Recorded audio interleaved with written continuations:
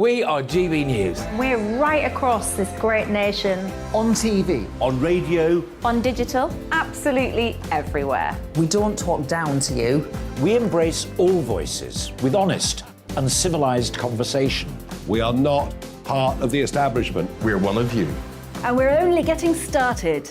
Join us on GB News, The People's Channel. Britain's news channel.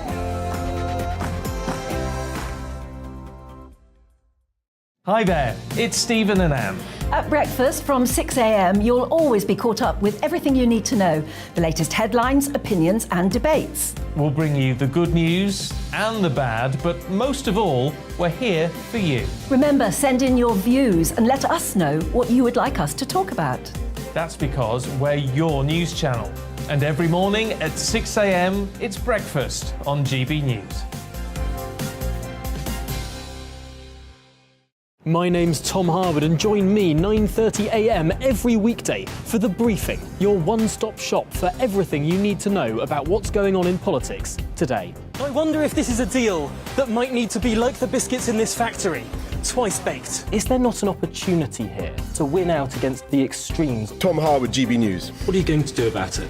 Things should have been done differently, and they certainly are being done differently. Don't miss it. The Briefing with me, Tom Harwood, 9:30 Monday to Friday on GB News. Where would you like to go? Just take me to the studio, please, mate. You know where you're going. I've got a show to do. Friday Night Feast on GB News, 7 p.m. And it's like nothing you've ever seen before. We take a different angle on the week's biggest news stories. The viewers and listeners set me some absolutely mad challenges to do. We tried to rehome a rescue dog. And yes, there's some other wacky stuff in there as well. I feel like I could take on the world. Well, that's that. Friday Night Feast with me, Patrick Christie's, every Friday, 7 till 9 p.m. on GB News. Be there.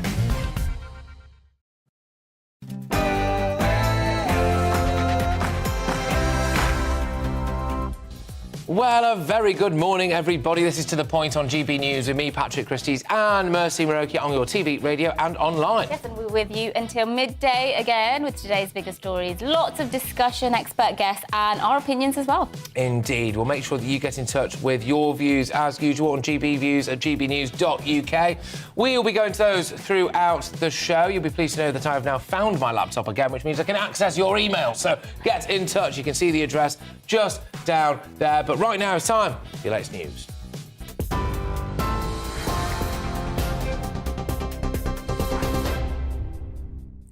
Good morning. It's 1 minute past 10. I'm Rhiannon Jones in the GB newsroom. President Zelensky says he's grateful to the UK for allocating an extra £1 billion of military aid for Ukraine's fight against Russia. The 77% hike in funding will go towards boosting the country's capabilities, including its air defence systems. It takes the UK's total military and economic support for Kyiv to £3.8 billion this year. Boris Johnson says the UK weapons, equipment and training are transforming Ukraine's defences. Meanwhile, Labour says government cuts to troop numbers here in the UK are putting our Nato obligations at risk. 10,000 service personnel will be cut from the British Army over the next 3 years. At the same time, NATO's pledging to ready a further 300,000 troops next year. That's in response to the threat from Russia. As the group summit in Spain draws to a close today, Shadow Defence Secretary John Healey told GB News the UK's standing in the world is under threat. This is embarrassing for Britain. It's not responding to the growing threats we face, and it is calling into question our ability as Britain to play a leading role in NATO and fulfil our obligations. Passengers say Heathrow is total chaos this morning after the airport ordered the cancellation of 30 flights. Many didn't find out their journey had been scrapped until they arrived. Thousands of travellers are being disrupted by the schedule intervention because airport staff can't handle the workload. Heathrow bosses say they're working with airlines to get those affected rebooked on alternative flights. A quarter of GP posts could be vacant in the next 10 years, according to health experts. The Health Foundation think tank is warning there's a growing shortage of family doctors. There's a current shortfall of over 4,000 full-time GPs in the UK, and it's estimated that could rise to over 10,500 by 2030. Taxpayer spending on the royal family has gone up by nearly £15 million. Accounts show public funding of the monarchy increased 17% in the last financial year, totalling more than £102 million. A royal source says Prince Charles is extremely conscious of the impact of the cost of living crisis and is paying close attention to the matter. A palace source says HR policies have been improved for royal staff after an investigation into the handling of bullying allegations made against the Duchess of Sussex. Our royal reporter Cameron Walker is live for us outside Buckingham Palace. Cameron, the details from the independent review haven't been made public. Why? What's the palace said? Well, the palace says the findings of that investigation, claiming that Meghan, Duchess of Sussex, bullied staff when she was a working member of the royal family, will not be made public. The reason being is because of the confidentiality of both former and current staff who took part in that investigation, telling of their experiences of working for Meghan, Duchess of Sussex. Now, the palace source says that there are changes that have been made to the palace HR policies following that investigation, but no details of that have been released either. The source also went on to say that members of the royal family have been made aware of the changes to the HR policy, but that leaves a lot of unanswered questions. And can you tell us any more about those bullying allegations that were made? Yeah, so the investigation was launched in March 2021 following the Times report alleging that Meghan drove out two members of staff, two personal assistants, and humiliated several other staff on other occasions as well. But that is something that both Meghan and her lawyer have always denied. Cameron, thank you. Cameron Walker, our royal reporter outside Buckingham Palace for us.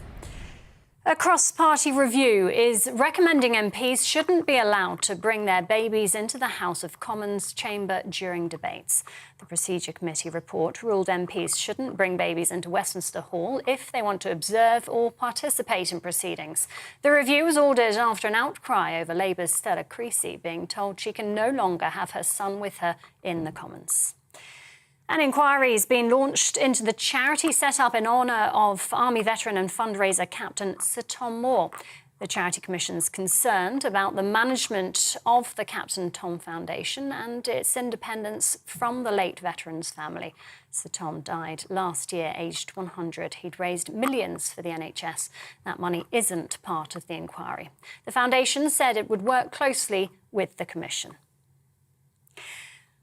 And 7 British singles players remain in Wimbledon after Andy Murray and Emma Raducanu were knocked out of the tennis tournament. It's feared the loss of the fans' favourite will drive attendance figures down. Crowds were already smaller than expected because of COVID fears, the cost of living crisis and bad weather. More rain is on the way today, unfortunately, with isolated heavy showers forecast for the tournament this afternoon.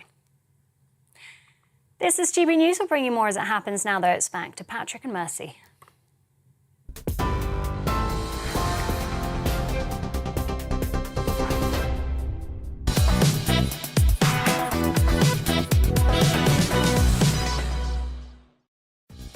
Good morning, it's 10:07 and this is To The Point on GB News with me, Mercy Moroki, and Patrick Christie's. We're on your TV, radio and online, and here's what we've got for you today. Yes, just like to start by saying, Liam Halligan, if you are watching this, I am indeed wearing your tie. Right, the NATO summit draws to a close today as leaders take steps to deter further Russian aggression. We're hoping to go live to Madrid to hear from the NATO Secretary-General later in the show.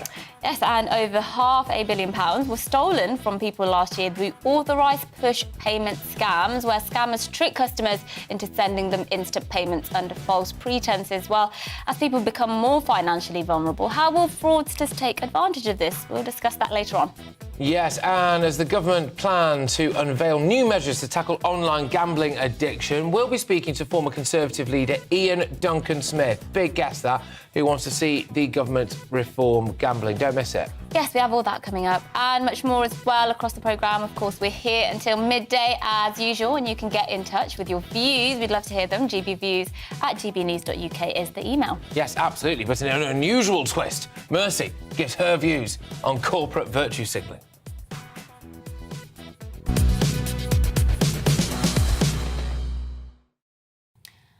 What a time to be alive. We've had 2 years of a global pandemic. Inflation's at a 40-year high. Brits face the biggest drop in living standards in nearly 70 years. Nearly 6 million people are claiming welfare benefits, nearly double the amount from 2 years ago. 4 in 10 people in the country don't have enough savings to tide them over for a month if they lost their job. And in fact, 10 million people in this country have less than £100 in savings. Personal debt in the UK is at its heights ever. I could go on and on. In short, people's finances are the most precarious they've been for generations. And for millions of people, their money, their financial security, is more important than ever before. More and more people are turning to banks, whether it's to borrow money, to get them by, for hardship assistance, and in many cases to tell their banks they simply can't afford to pay what they owe. And what do we expect from banks then? Well, data shows that the top things we want from our banks is to keep our money safe and secure, of course, to give us low rates and fees, high customer service, easy online access, and convenient branch locations. What you do not expect is to be lectured by your bank about gender pronouns and shown the door if you don't agree. But since the world has gone irredeemably mad, that would just be asking too much, I think. A few days ago, the bank Halifax tweeted this: "Pronouns matter." They said, hashtag it's a people thing. I think it's a people thing is their slogan, whatever that means. That was a picture of a lady working at Halifax who had her pronouns on her badge. At this point, this was an eye-roll offence. Yes, it's sanctimonious, it's quite embarrassing, but at this point, you could just pass it off as just the latest example in a long list of corporate virtue signalling of late. That was until they did this. One user made the point that there's no ambiguity about the name Gemma, that it's obviously a female name. He called this Halifax stunt pathetic virtue signalling and asked Halifax why they were trying to alienate people. Very fair comment. But at this point, you would have thought, Halifax would have kindly responded and said something like, I don't know, we respect all 27 million customers who entrust us with their money. Making all our customers feel welcome to bank with us is our top priority. But again, it's 2022, stupid. How dare you expect common sense and sanity? Halifax instead responded this: "We strive for inclusion, equality, and quite simply in doing what's right. If you disagree with our values, you're welcome to close your account." Ah, yes, nothing screams inclusion like, literally excluding your customers. Well, Halifax got what they wished for. Some customers took up the offer to close their account. This user, who says they've been with the bank since the 1990s, said they'd followed the advice because of the bank's virtue signalling and eagerness to lose customers. Mortgage account moved, credit card cancelled, deposit account closed. While the adage, go woke, go broke, springs to mind. How disgraceful for a bank in a time of so much financial uncertainty for tens of millions of people to be so brazenly bigoted and condescending. Shame on Halifax. Here's my advice. If you find yourself on the receiving end of a company's smug self-righteousness, vote with your feet. Take your service, your customs somewhere else. It's your money. Don't let this bunch of bankers tell you what to think.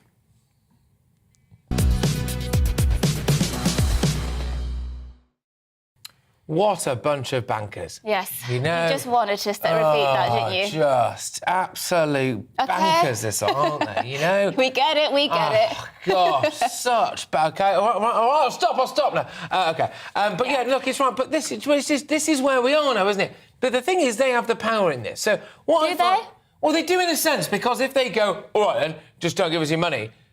And like Gary from Stevenage goes, right, I'll withdraw the £30,000 I've got in my bank account. With respect, Gary, that's a good amount, but you're not going to... Gary from Stevenage would have 30 quid, I thought you were going to say. No, because I would never say that about anyone. We are the people's channel. But seriously, though, unless literally, basically, millionaires took their money out as a result of this, then and loads of them did it, then they're going to get away with it, aren't they? But it does make me laugh. We've got an office above us here, which is not our office, right?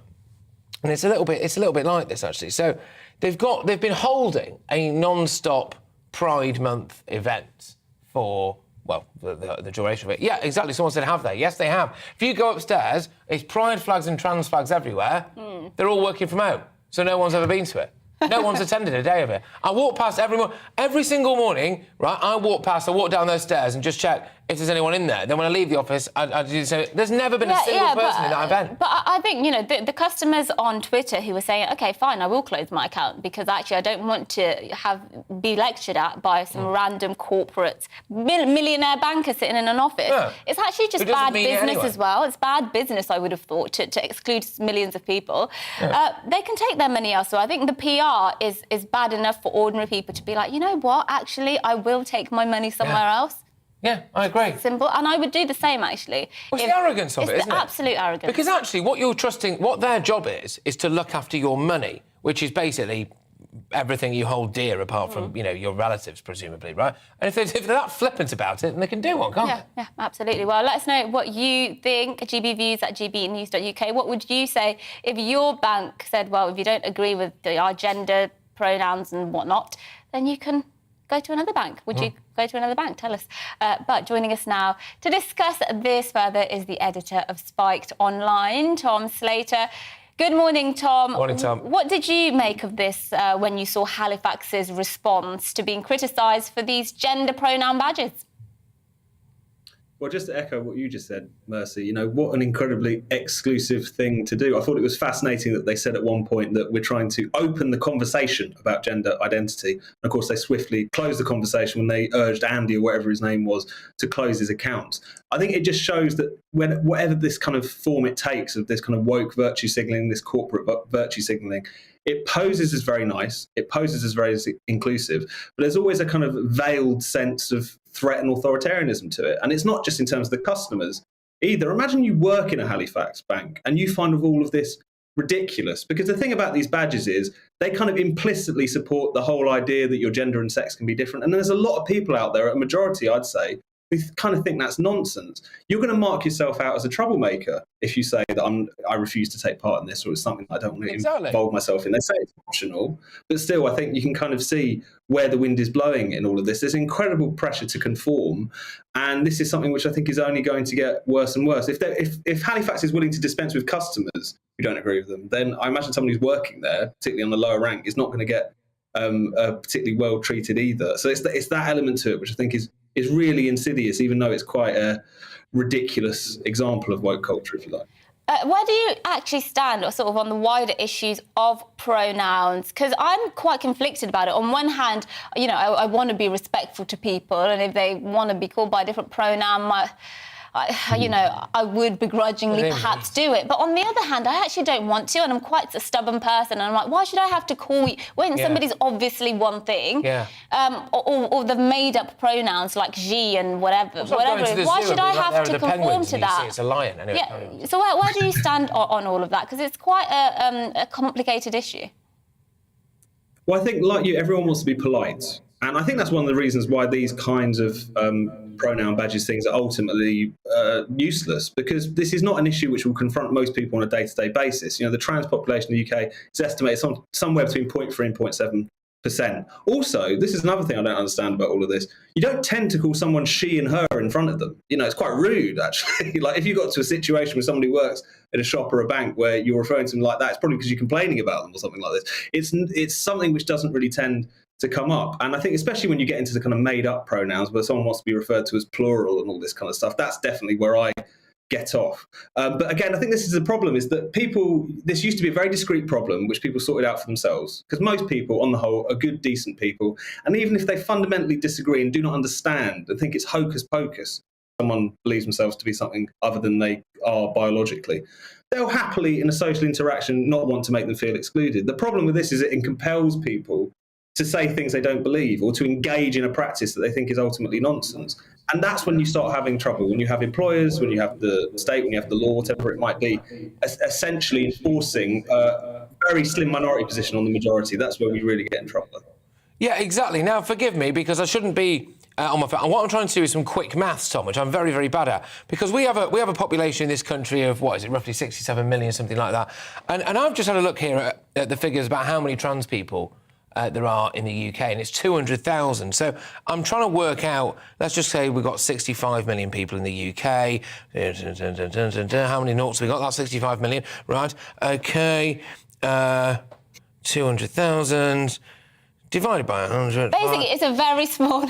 It's a very small. Sorry, no, it's a fraction. It's less than 1%. Yeah.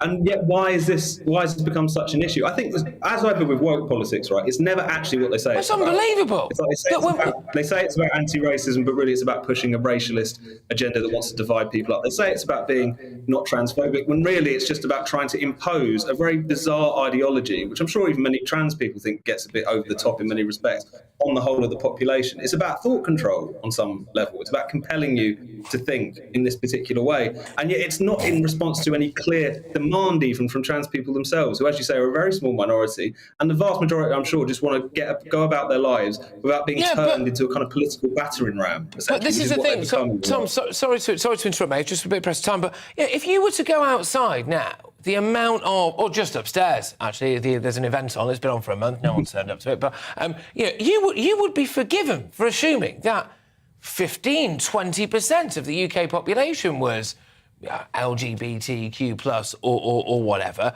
You'd be forgiven for thinking that actually, there was some massive oppression going on as well. Well, there can't be massive there can't be massive oppression going on if everywhere you look there's a rainbow flag. We all have to be tolerant for it, and because less than 1% of this country decide that they want to change their pronouns, an entire company is making everyone put pronouns on their badges. Where's the struggle here, Tom?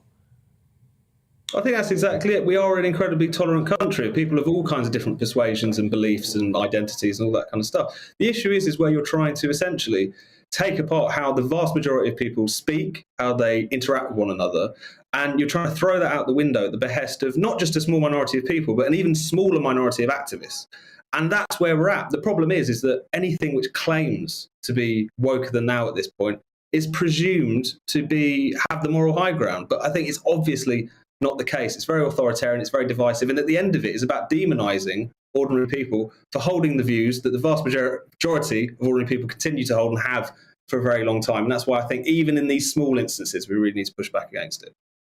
Just say, because maths has never been my strong point. I have now figured it out, right? And it's 0.3%. So there we go. We can all come. Yeah, I was gonna address that. I was gonna say my favourite part is watching you doing it completely wrong. It's just watching me trying to do maths. It's seriously, yeah, it's not a good look. Tom, thank you though, as always, my good man. It's your Respite Online there, Tom Slater. Yes, well, now to our top story of the day. The NATO summit draws to a close today, and the UK has pledged 1,000 troops and an aircraft carrier to defend the alliance's eastern border from possible attacks by Russia. Yes, indeed. Now, NATO leaders also branded Russia a direct threat to their security and pledged to strengthen their support for Ukraine. So, speaking to GB News, the Prime Minister said that Britain will make the majority of its naval forces available to NATO and that aid will help transform Ukraine's defences. Look, we've got the second biggest defence spend in NATO. Last year, 2021, we were the third biggest in the world. We've increased our defence spending by 24 billion, which is the biggest amount since the end of the Cold War. But what we're also doing with the Eastern European countries, with the Baltics, is offering long-term support, partnership, to help them build up their defences and make sure they can repel any attack immediately. Yes, well, our political editor, Darren McCaffrey, is in Madrid for the final day of the summit and brought us this report.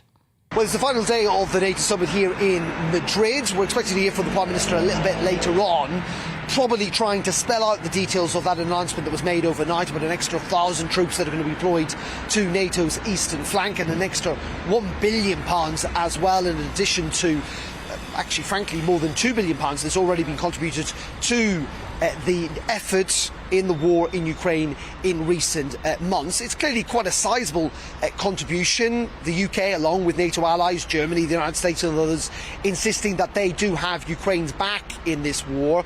I think, as Emmanuel Macron, the French president, put it quite recently, that this is a war that Ukraine needs to win. Jens Stoltenberg, the NATO Secretary General, suggesting that there was a clad iron guarantee that they would have NATO's backing whatever the costs. And that is why we're seeing these announcements in the recent days about extra supplies of weapons, communication systems and fuel to try and help out the Ukrainians. Frankly, though, the Ukrainians, as always, perhaps unsurprisingly, want to see NATO go further. But in the end, it is also a reminder, in many regards, about the restraints and the constraints on Britain's contribution. And the reason I say that is because many people feel that actually, given the cuts we've seen to the defence forces in recent years, and I say many people, I include the Chief of the General Staff in all of this, that they think it is not necessarily terribly sustainable to carry on cutting the defence forces, particularly the army, in the years to come, while trying to up our contribution to NATO. And so what we've seen this week is a real big debate, actually, within government, in which the Ministry of Defence, the Foreign Office, have essentially been campaigning for an increase in defence spending at a time of a cost of living crisis. And Downing Street and the Treasury not necessarily being wholly on board with all of this. And it is a really, really crucial debate about whether Britain can afford, frankly, at this time in which there's, calls for tax cuts, in which the cost of living is going up, whether we can contribute more to NATO, whether we can increase defence spending. And I expect it is going to be a debate that rages within government in the weeks and months to come, as those calls for greater defence spending only grow. Well, our political editor, Darren McCaffrey, there giving us the latest from Madrid. Now, how are scammers using the cost of living crisis to target vulnerable people? There's some fresh evidence that they are taking advantage, and we'll be finding out how they're doing this after this break.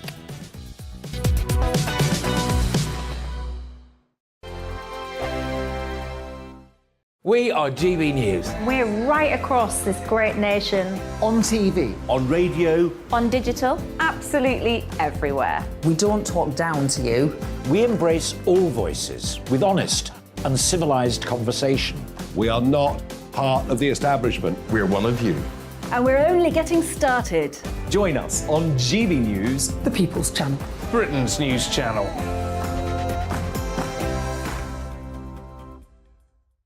Hi there, it's Stephen and Anne. At breakfast from 6 a.m, you'll always be caught up with everything you need to know, the latest headlines, opinions and debates. We'll bring you the good news and the bad, but most of all, we're here for you. Remember, send in your views and let us know what you would like us to talk about. That's because we're your news channel. And every morning at 6 a.m, it's breakfast on GB News. My name's Tom Harwood, and join me 9:30 a.m. every weekday for The Briefing, your one-stop shop for everything you need to know about what's going on in politics today. I wonder if this is a deal that might need to be like the biscuits in this factory, twice baked. Is there not an opportunity here to win out against the extremes? Tom Harwood, GB News. What are you going to do about it?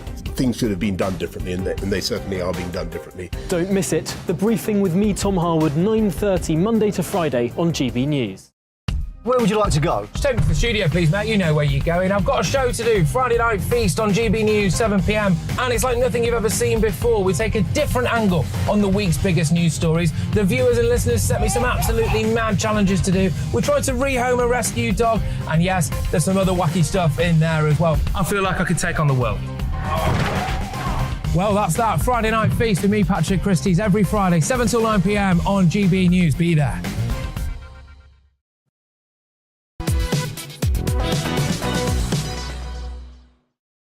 Good morning. The time's 10:27. This is To The Point with me, Mercy Moroki, and Patrick Christie's on GB News. We're live on your TV, online and radio. We very much are. Now, more and more people are falling victim to online scams and fraud. Fraud losses due to people being tricked into transferring money directly to criminals jumped year on year in 2021, which is nuts, really, when you think about it. According to figures from the industry trade body, around 583.2 million pounds, which is weird when you see it written down. Told you I was bad with numbers, didn't I? Was stolen through authorised payment pushes.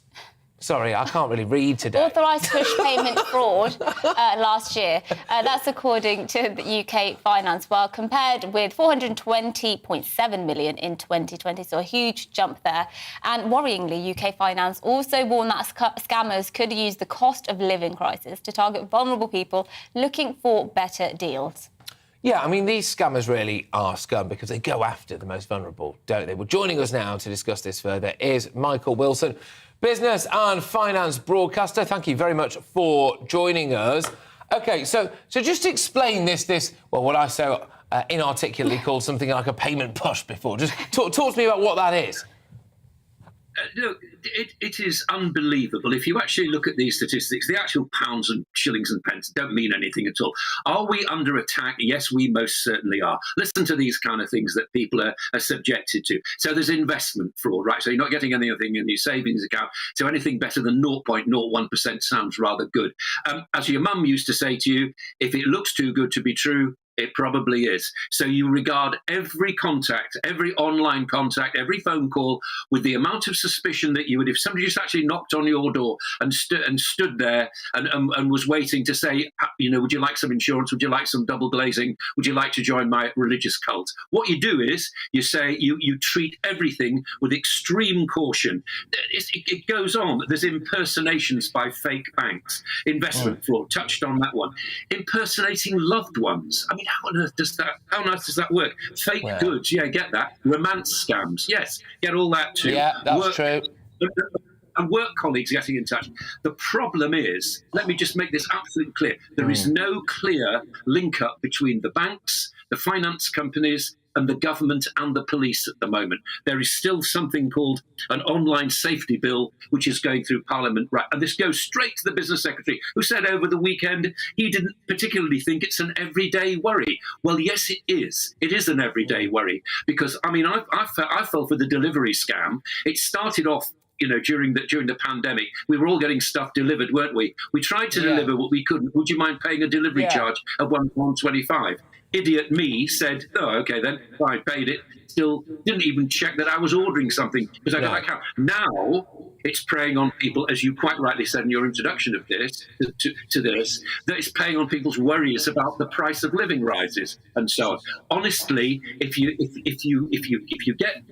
a friend of mine used to do this. If anybody knocked on the door, he'd say, "So pleased to see you," knocking on the door. By the way, I sell double glazing. Can I help you? And that's the kind of attitude to have. Yeah, I just had Patrick mentioned, they're targeting vulnerable people, and they very much are and always have been. Yeah. But the scam you just mentioned, I actually have an old colleague who had that exact same scam done to her, and she's got a master's degree from the London School of Economics. She's by no means a vulnerable person, and she still fell victim to that. So actually, we're all vulnerable to this kind of thing, aren't we? We are, and there's even worse news as well, which is this, and this is going to be so obvious to so many people. So let's point it out gently if we can. Your home has probably become your office as well. Now, so that means that it could be that the company that you're actually working for is being targeted by cyber criminals. Why not? They might as well. They're completely untouched and they know they'll probably get away with it. You think, don't you, that if something happens, the bank is responsible. That is not true. The bank will only say it's responsible if they are convinced that it's not your fault. In other words, if you were genuinely taken in. Now, how on earth do you prove that? So basically, it's absolute skepticism. And the bottom line, you can also do with people is say, OK, email me. That's what I would do. And I'll check you out or give me a number to ring back. But don't react to anything that you're not expecting. And they will try to push you. They will try to hurry you. They'll try to scam you. Look, absolutely, Michael, look, top advice that, and really, really good intel as well. Michael Wilson, of course, business and finance reporter and broadcaster. Just very quickly before we throw over to the bulletins, I've kind of seen firsthand the evolution of these scammers from the day that, bless her, she's not here anymore, unfortunately, one of my grandparents. There was someone who was basically doing the old classic high-pressure double glazing salesman at her door, then before you know it, they're in a front room, and then it's like, and all of a sudden you're trying to, luckily shouldn't fall for it. The old, with respect, there used to be a lot of letters going around saying, we have found a long-lost relative from you somewhere, in Africa, and if you've got, if you just give us, you have to go back a few millennia for that. Yeah, exactly. If you just give us a few £100,000, we can unlock the funds. That used to happen, but then now it's a lot more sophisticated. It's everywhere, and if you're not careful, you will get done. And anyway, there you go. Yes, well, after the break, the government is set to unveil a series of measures to tackle online gambling and addiction. Do they go far enough? We'll be speaking to Ian Duncan Smith, former Conservative Party leader, about this in just a moment. But before that, look at this morning's news headlines.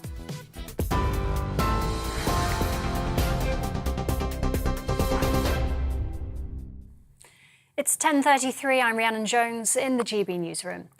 President Zelensky says he's grateful to the UK for allocating an extra £1 billion of military aid for Ukraine's fight against Russia. The 77% hike in funding will go towards boosting the country's capabilities, including its air defence systems. Boris Johnson says the British weapons, equipment and training are transforming Ukraine's defences.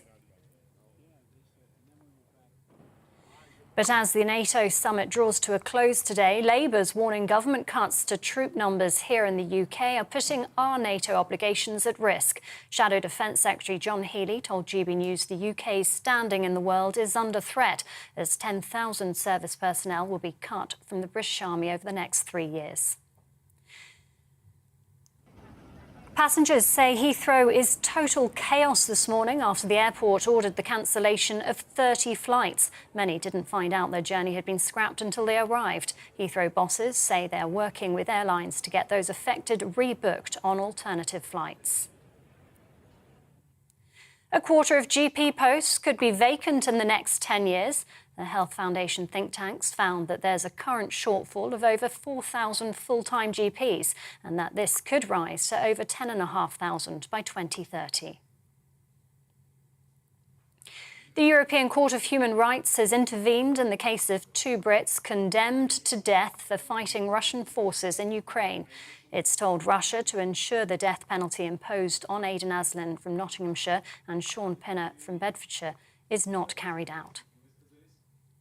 TV Online and DAB Plus Radio, this is GB News.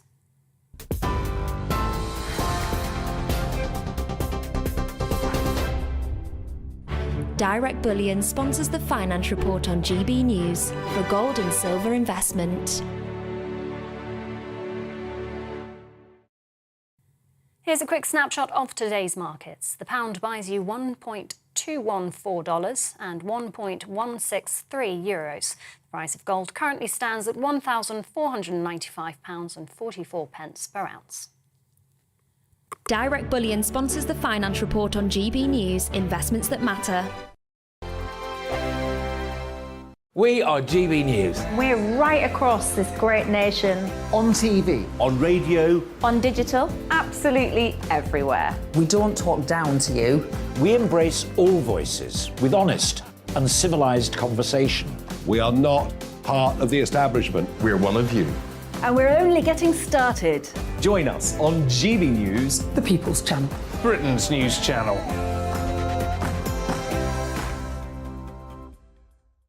Hi there, it's Stephen and Anne.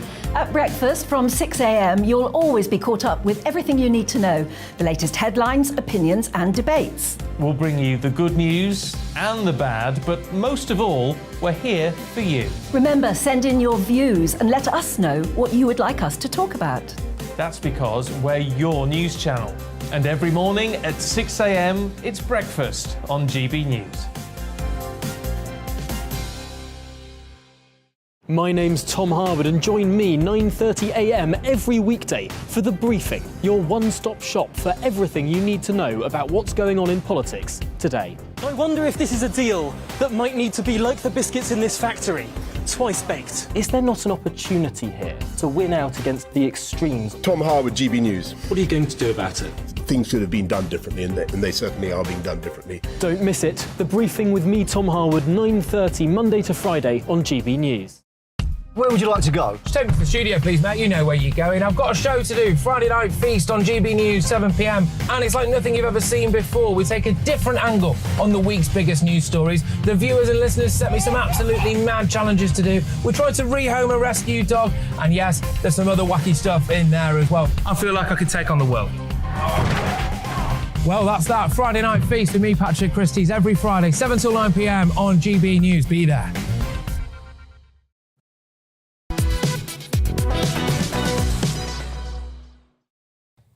Good morning, everybody. It's 10:38. This is To The Point with me, Patrick Christie's and Mercy Muraki on GB News, live as ever on your TV, online and radio this morning. Yes, now to our next story. The head of the National Union of Students has accused the government of, quote, jumping on a bandwagon after ministers suspended engagement with them. This was due to allegations of systemic anti-Semitism within the organisation.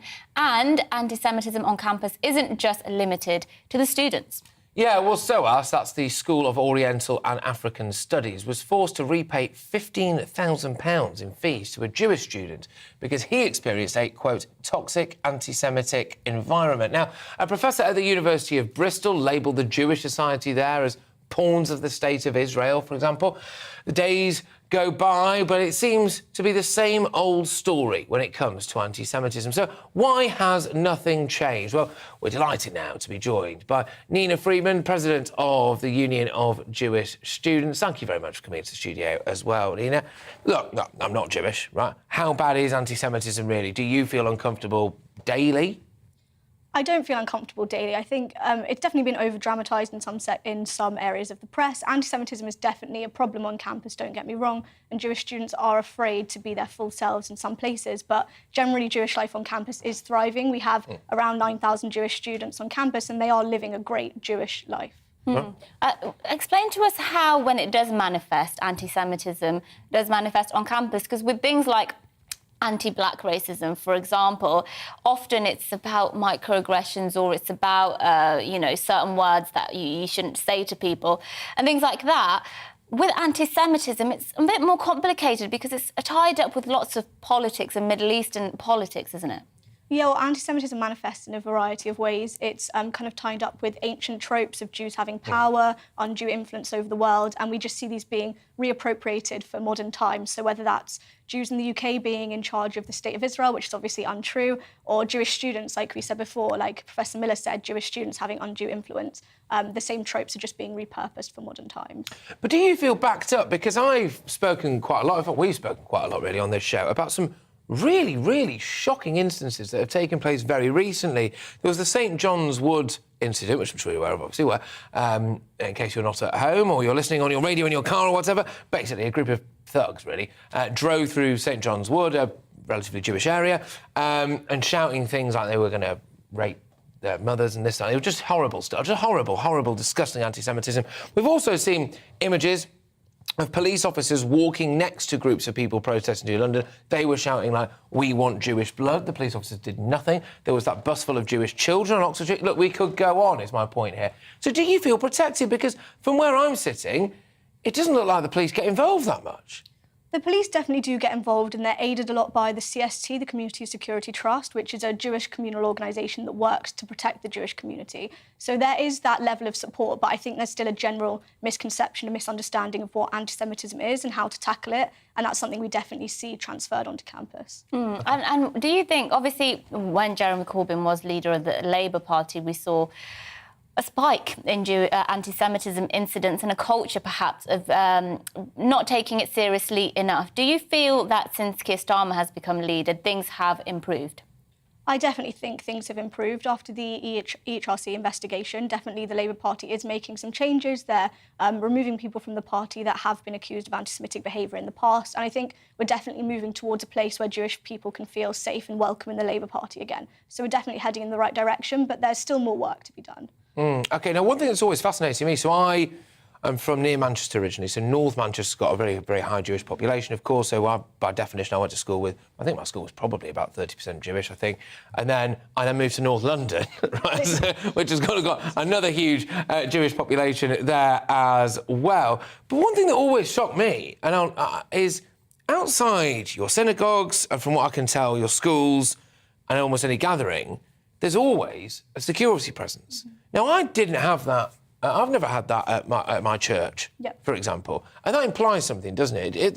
There clearly is a sense of threat definitely there's a sense of threat. I grew up going to my local synagogue and I went to a Jewish school, and every morning you say hello to the security guards and you know they're there for your protection. And there's definitely an ominous feeling that there's clearly someone out there to get us. And from the very youngest ages, you are taught that Jewish people need to be protected, which is something that's ingrained kind of in all British Jews. And does a lot of that, can I ask, does a lot of that stem from, obviously, what happened during the Second World War? Was that a big grounding factor that you can't ever forget that? And then on top of that, you've got the things that are going on, obviously, in Palestine as well.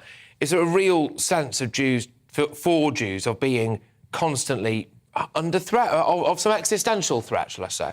I wouldn't say there's an existential threat to Jewish life in Britain. I personally feel very safe as a Jewish person in Britain, but there's a lot of intergenerational trauma that comes with something like the Holocaust, and Jewish people are kind of always worried. We've been kicked out of many countries over the years, and who knows when it will happen next. So I do feel like we're always remaining vigilant, just in case, which is sad. And very finally, we started off this segment by saying about the National Union of Students. Now, they've had a fair share of anti-Semitic allegations levelled against them. What's your take on the National Union of Students? So I think, unfortunately, over the years, it's become a place where Jewish students don't feel welcome. Jewish students used to heavily engage with NUS, and over the years, this engagement has decreased. We only had 2 Jewish delegates at NUS conference this year, which is a real shame. And I think the investigation that they've just announced is a step in the right direction to take anti-Semitism seriously, but they need to rebuild a lot of trust with Jewish students. Look, Nina Freeman, thank you very, very much. Great stuff. You'll have to come back on there. Of course, Nina Freeman, President of the Union of Jewish Students. Right, so, been an action-packed hour, this, hasn't it? But we're going to whiz our way on to the next topic now, because the government is set to unveil a series of measures aimed to curb online gambling and addiction. Yes, the spokesperson for the Department for Digital Culture, Media and Sport said, "We are undertaking the most comprehensive review of gambling laws in 15 years to ensure they are fit for the digital age. We will be publishing a white paper as part of a review of gambling legislation in the coming weeks." So the government will reportedly announce measures including online casinos having maximum stakes of between £2 and £5, a ban on free bets and VIP packages for those who incur heavy losses, as well as non-intrusive affordability checks. However, the government has been criticised because proposals to ban football clubs from displaying gambling advertising on their shirts has been rejected. Yes, well, are the government doing enough to tackle online gambling, or should they just let people make their own decisions? Well, we're delighted to be joined by former leader of the Conservative Party and former Work and Pension Secretary, Sir Ian Duncan Smith, who's also the Vice Chair of the All-Party Parliamentary Group on Gambling-Related Harm. Good morning, Sir Ian Duncan Smith. Where do you stand on the restriction of gambling? Because some people would say, look, we live in a free country and people should be free to gamble if they so choose. Morning, Mercy. It's not about restricting gambling. People will gamble, and there's no problem with that. People mostly gamble okay, reasonably. The big problem we've had is that the advent of online gambling, the internet, has changed the nature of the relationship with gambling and its ability to control the harm that takes place. So lots of people get caught up in this spiral of debt and often late night gambling through the late night and into the early hours of the morning. People doubling up because they can do it online, often then take places like fraud, abuses, etc., because they get desperate and plunging into this spiral of debt. And there have been suicides, a lot of suicides. There's been a lot of family tragedy as a result of all of this. All of this goes on in a way that 15 years ago, whatever, would not have been conceived of. And the point was, when originally these gambling laws were completely liberalized, which they were under the previous Labour government, the internet was in its infancy. What now needs to happen, which is what this white paper should be about, is about understanding the balance of the threat and the risks with people's freedoms to do what they wish to do without let or hindrance. And I think that's the balance that we're trying to achieve at the moment. Yeah, it's not just about the problem gamblers, though, is it? Because I would argue the problem are the gambling firms. I think they're parasites on the leeches of the backs of the poorest people in society, is my view. When you drive through some of the poorest areas in this country, you see gambling shops. They're usually near a cash point. And then we've seen actual proof and actual evidence of these gambling firms deliberately targeting people who they know are problem gamblers, at the same time as raking in massive massive amounts of money. Is the problem here the gambling firms? Are they evil? Well, it's interesting you say that. So two things are important about this. First of all, it's this group, myself and Carolyn Harris and Ronnie Campbell, who were the ones that campaigned to get stake limits put onto the FOBTs, the fixed odds betting terminals, in places like your high street betting shops. That actually helped get rid of the problem, which was what we call the kind of crack cocaine of gambling, forcing people into the spiral of debt. Always near pubs, getting drunk, going in, betting, getting angry, smashing up the shop, that sort of thing. So that helped alleviate that issue. But from there, we then started looking at online gambling. And you're right, the gambling companies themselves, many of them have behaved really badly in pursuing people. They make most of their money off people who gamble very regularly and gamble significantly. That's where most of their profit is made. And so what you have seen, this is why we call for a white paper, what we've seen is the inducement side of it, which has been appalling. So one of the areas that we're absolutely keen to see banned is VIP rooms. This is where they offer, celebrity tickets and meetings and parties and special football matches or whatever to those that are in their VIP room, because they know that that group of people are likely to gamble and gamble heavily.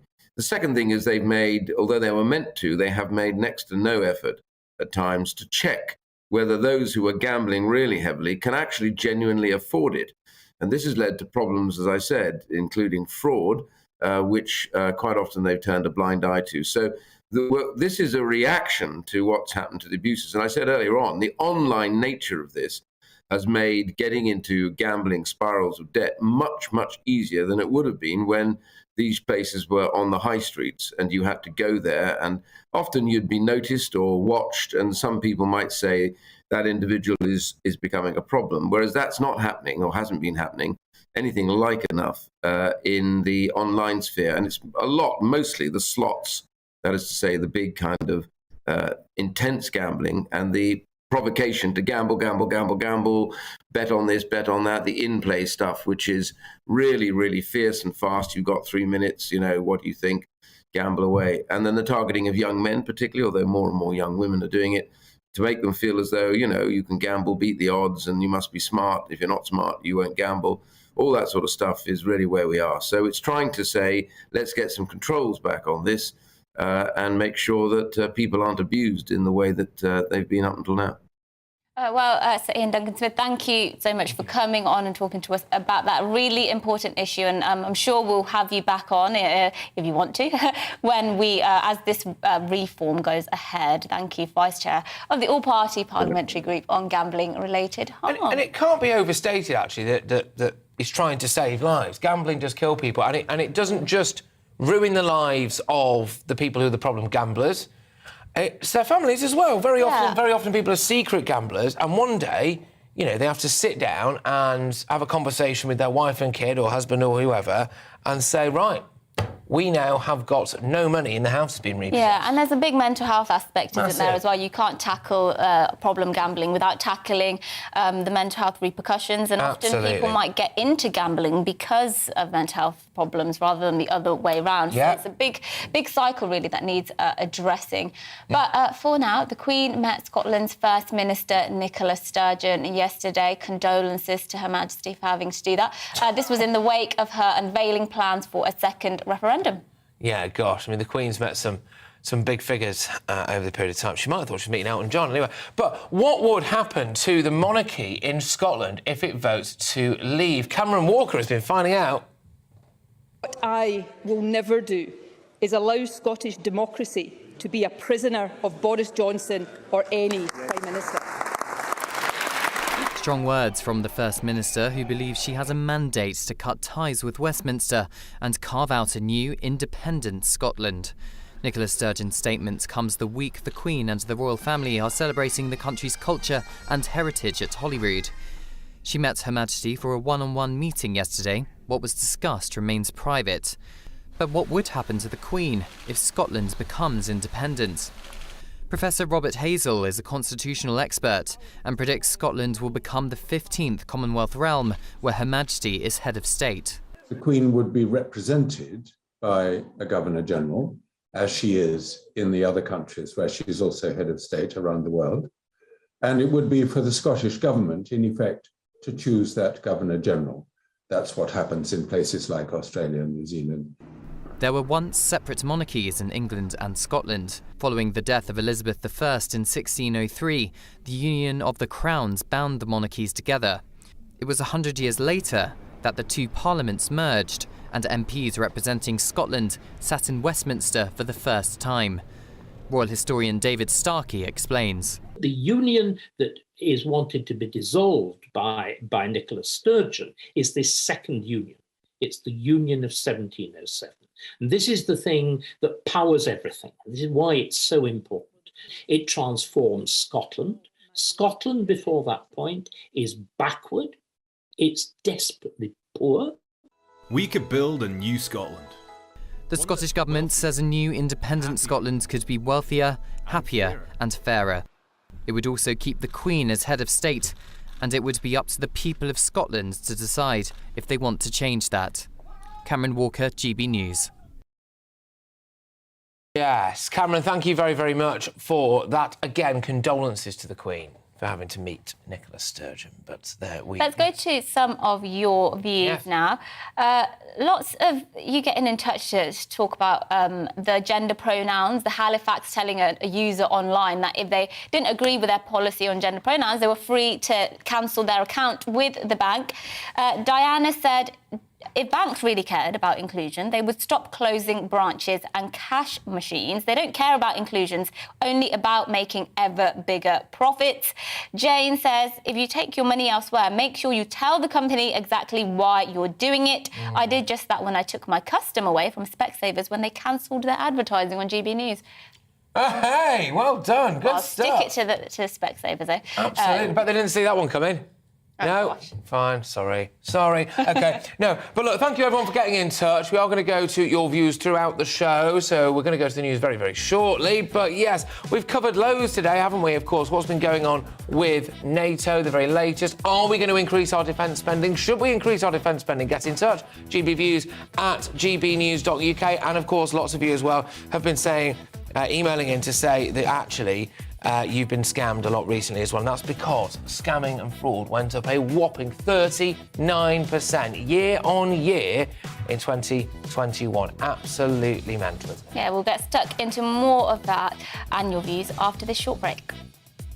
Hello, I'm Alex Deakin with your latest weather update from the Met Office. A mixed day again today. Some places staying mostly dry with sunny spells, but in some spots, slow-moving, heavy downpours. Not many isobars on the chart. That's why it's not very windy. That's why the showers and thunderstorms are so slow-moving. And the main focus for them is likely to be across Wales and southwest England, but also into the West Midlands. So in this zone here, torrential rain is possible. Hail and thunder too. There will be showers across northern England, also scattered elsewhere. So some parts of eastern England and northwest Scotland may actually stay completely dry. And in the east of England, with some sunny spells, temperatures just about squeaking over 20 Celsius. But generally, we're looking at high teens. And obviously, temperatures will drop when the downpours come along. And we'll keep those heavy showers over Wales and Midlands and perhaps pushing into northern England through this evening. So a continued risk of heavy, slow-moving downpours that could cause some disruption. Certainly a lot of spray and surface water on the roads. Many western and southern parts will become dry overnight, temperatures dipping down to 10 Celsius along the south coast.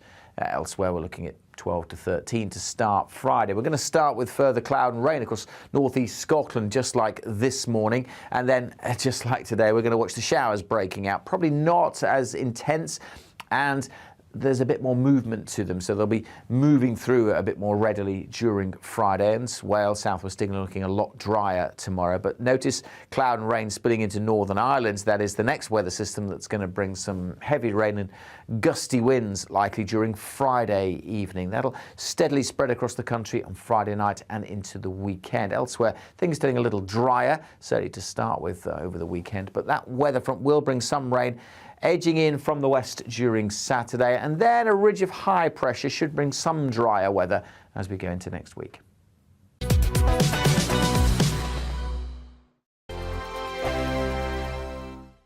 We are GB News. We're right across this great nation. On TV. On radio. On digital. Absolutely everywhere. We don't talk down to you. We embrace all voices with honest and civilised conversation. We are not part of the establishment. We're one of you. And we're only getting started. Join us on GB News, The People's Channel. Britain's news channel.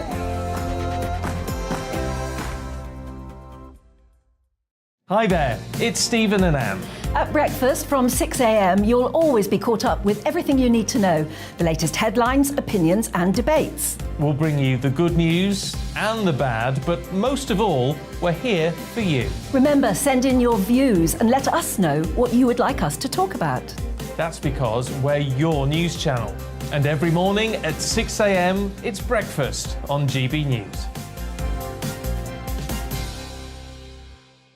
My name's Tom Harwood and join me 9:30 a.m. every weekday for The Briefing, your one-stop shop for everything you need to know about what's going on in politics today. I wonder if this is a deal that might need to be like the biscuits in this factory, twice baked. Is there not an opportunity here to win out against the extremes? Tom Harwood, GB News. What are you going to do about it? Things should have been done differently, and they certainly are being done differently. Don't miss it. The Briefing with me, Tom Harwood, 9:30 Monday to Friday on GB News. Where would you like to go? Just take me to the studio, please, mate. You know where you're going. I've got a show to do. Friday Night Feast on GB News, 7 p.m. And it's like nothing you've ever seen before. We take a different angle on the week's biggest news stories. The viewers and listeners set me some absolutely mad challenges to do. We tried to rehome a rescue dog. And yes, there's some other wacky stuff in there as well. I feel like I could take on the world. Well, that's that. Friday Night Feast with me, Patrick Christie's, every Friday, 7 till 9 p.m. on GB News. Be there.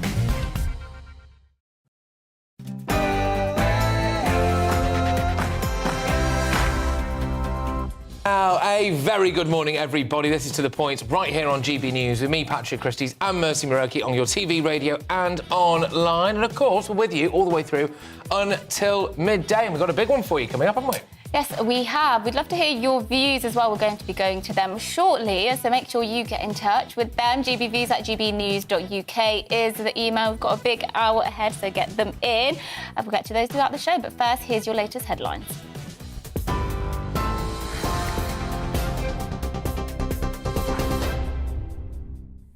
Good morning, it's 11 o'clock. I'm Rhiannon Jones in the GB newsroom.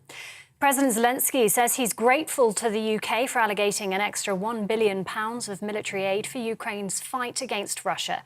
The 77% hike in funding will go towards boosting the country's capabilities, including its air defence systems. It takes the UK's total military and economic support for Kyiv to £3.8 billion this year. Boris Johnson says the British weapons, equipment and training are transforming Ukraine's defences. Meanwhile, Labour says government cuts to troop numbers here in the UK are putting our Nato obligations at risk. 10,000 service personnel will be cut from the British Army over the next 3 years. At the same time, NATO's pledging to ready a further 300,000 troops next year. That's in response to the threat from Russia. As the group summit in Spain draws to a close, Shadow Secretary John Healey told GB News the UK's standing in the world is under threat. This is embarrassing for Britain. It's not responding to the growing threats we face, and it is calling into question our ability as Britain to play a leading role in NATO and fulfil our obligations. The European Court of Human Rights is urging Russia to stop the death penalties given to 2 Brits from being carried out. Aidan Aslin and Sean Pinner were handed death sentences in Donetsk for fighting Russian forces in Ukraine. Both men live in the country, and the UK government insists they should be treated as prisoners of war. Formula One has distanced itself from Bernie Ecclestone after he said he'd take a bullet for President Putin. A warning, flashing images are coming up. The F1 boss told ITV's Good Morning Britain the Russian leader is his friend and a first-class person. Mr. Ecclestone says Putin believes he's doing the right thing for Russia, and if Ukraine had wanted to avoid war, it could have done. Passengers say Heathrow is total chaos this morning after the airport ordered the cancellation of 30 flights. Many didn't find out their journey had been scrapped until they arrived. Thousands of travellers are being disrupted by the schedule intervention because airport staff can't handle the workload. Heathrow bosses say they are working with airlines to get those affected rebooked on alternative flights.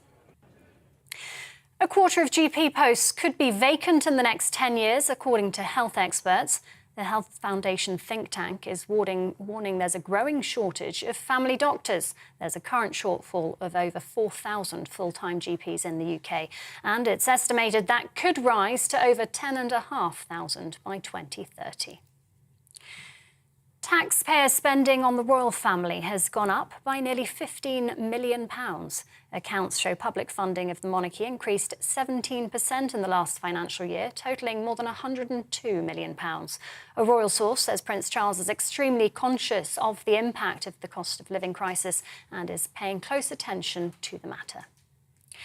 Meanwhile, a palace source says HR policies have been improved for royal staff. That's after an investigation into the handling of bullying allegations made against the Duchess of Sussex. Our royal reporter Cameron Walker is live for us outside Buckingham Palace. Cameron, the details from the independent review haven't been made public. Tell us why. Well, the palace says the findings of an investigation into claims Meghan, Duchess of Sussex, bullied staff when she was a working member of the royal family would not be made public. And this is because they say they want to protect the confidentiality of both current and former staff members who were spoken to as part of that investigation, telling of their experiences of working for the Duchess of Sussex. Now, a source says that changes have now been made to the HR policies of the royal household following that investigation, but no details as to what those changes are being made public. We are told that members of the royal family have been made aware of those changes, as have staff members. It's important to say that Meghan, Duchess of Sussex, and her lawyer both deny any allegations of bullying, but this does leave a lot of unanswered questions. Cameron, thank you. Cameron Walker, our royal reporter outside Buckingham Palace for us. An inquiry's been launched into the charity set up in honour of Army veteran and fundraiser Captain Sir Tom Moore. The Charity Commission's concerned about the management of the Captain Tom Foundation and its independence from the late veteran's family. Sir Tom died last year, aged 100. He'd raised millions for the NHS. That money isn't part of the inquiry. The foundation said it would work closely with the Commission.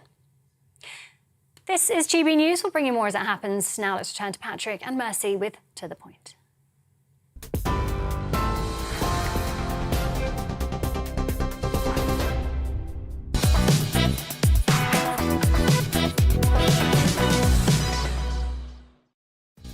A very good morning. This is To The Point on GB News with me, Mercy Moroki, and Patrick Christie's on your TV, radio and online. The time is 11:06 and we've got a great show lined up for you for our final hour. Here's what's coming up. We do indeed, so no need to move, people. The UK has pledged to give an extra £1 billion worth of military aid to Ukraine. But will the rest of NATO follow suit?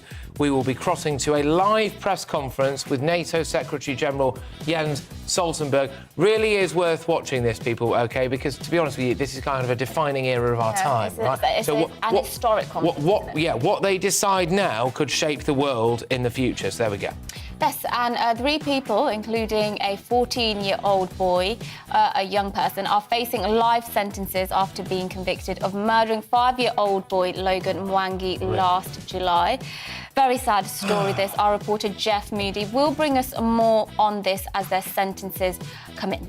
It does seem to be happening more often, doesn't it? But maybe we'll report it more. Anyway, finally, it's World Social Media Day today. We ask an expert whether he thinks it's changed the world for better or for worse. What do you think? Are you glad to have social media? Yeah, we were speaking about Nokia 3310. Is that what it is? That's the old Snake. brick ones. I love those. I just want kids to have those. Kids need those these days. Also, if you put one of them in a time capsule, right, and someone dug it up 30 years later, it would still have charge. Yeah. You could use that thing as a brick. You could. It was a weapon, a phone. Anyway, we move on. Yeah. Well, that's all coming up and much more across the programme. You can get in touch, gbviews at gbnews.uk. We'll go to your views a bit later on. But first, Patrick's going to give his views on rising immigration.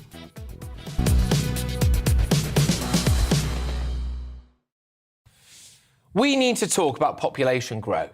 All too often, when people talk about immigration, they're called racist and told that they need to throw their arms around everyone who arrives here illegally in a dinghy. But legal migration is a problem too. Between 2011 and 2021, the population of England and Wales grew by a whopping 3.5 million. That is 6.6%. And it's unsustainable. The population of a small city moves to Britain every single year. Net migration was usually running at over 200,000 a year and occasionally at more than 300,000. And they're just the ones we know about, aren't they? Here's another fascinating stat, by the way. Get your teeth stuck into this one.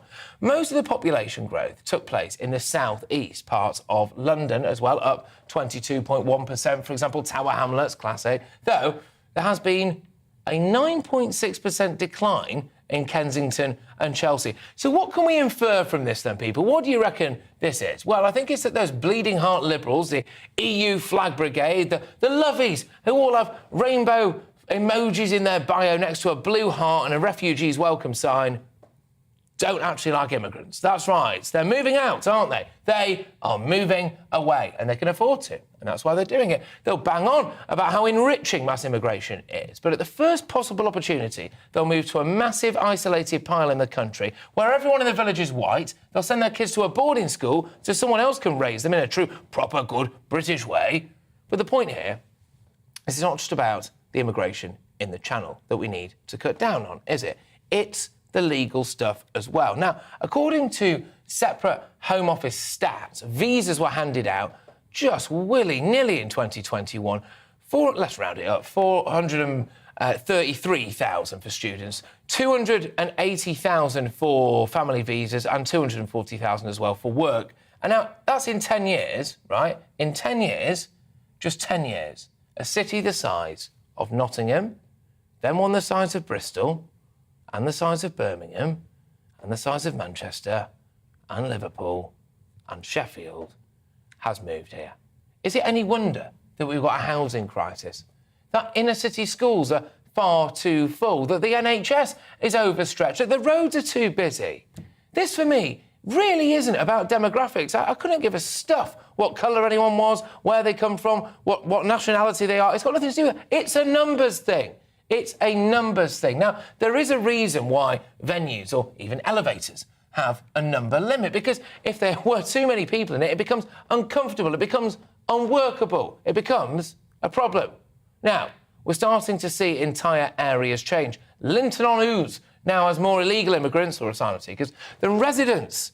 Now, I'm not against immigration at all. I absolutely am not. I come from immigrant stock myself, although I happen to be white.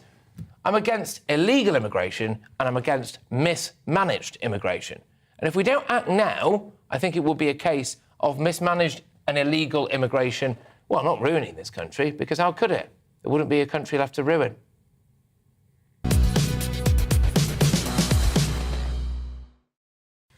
Shaking your head there, Mercy. Yeah, I think you're conflating a lot of issues there. Okay, go on. And also, I think you need to separate legal migration from the fact we were in the EU and there was free movement there, which of course led to Polish people in particular becoming the largest wait for me to finish.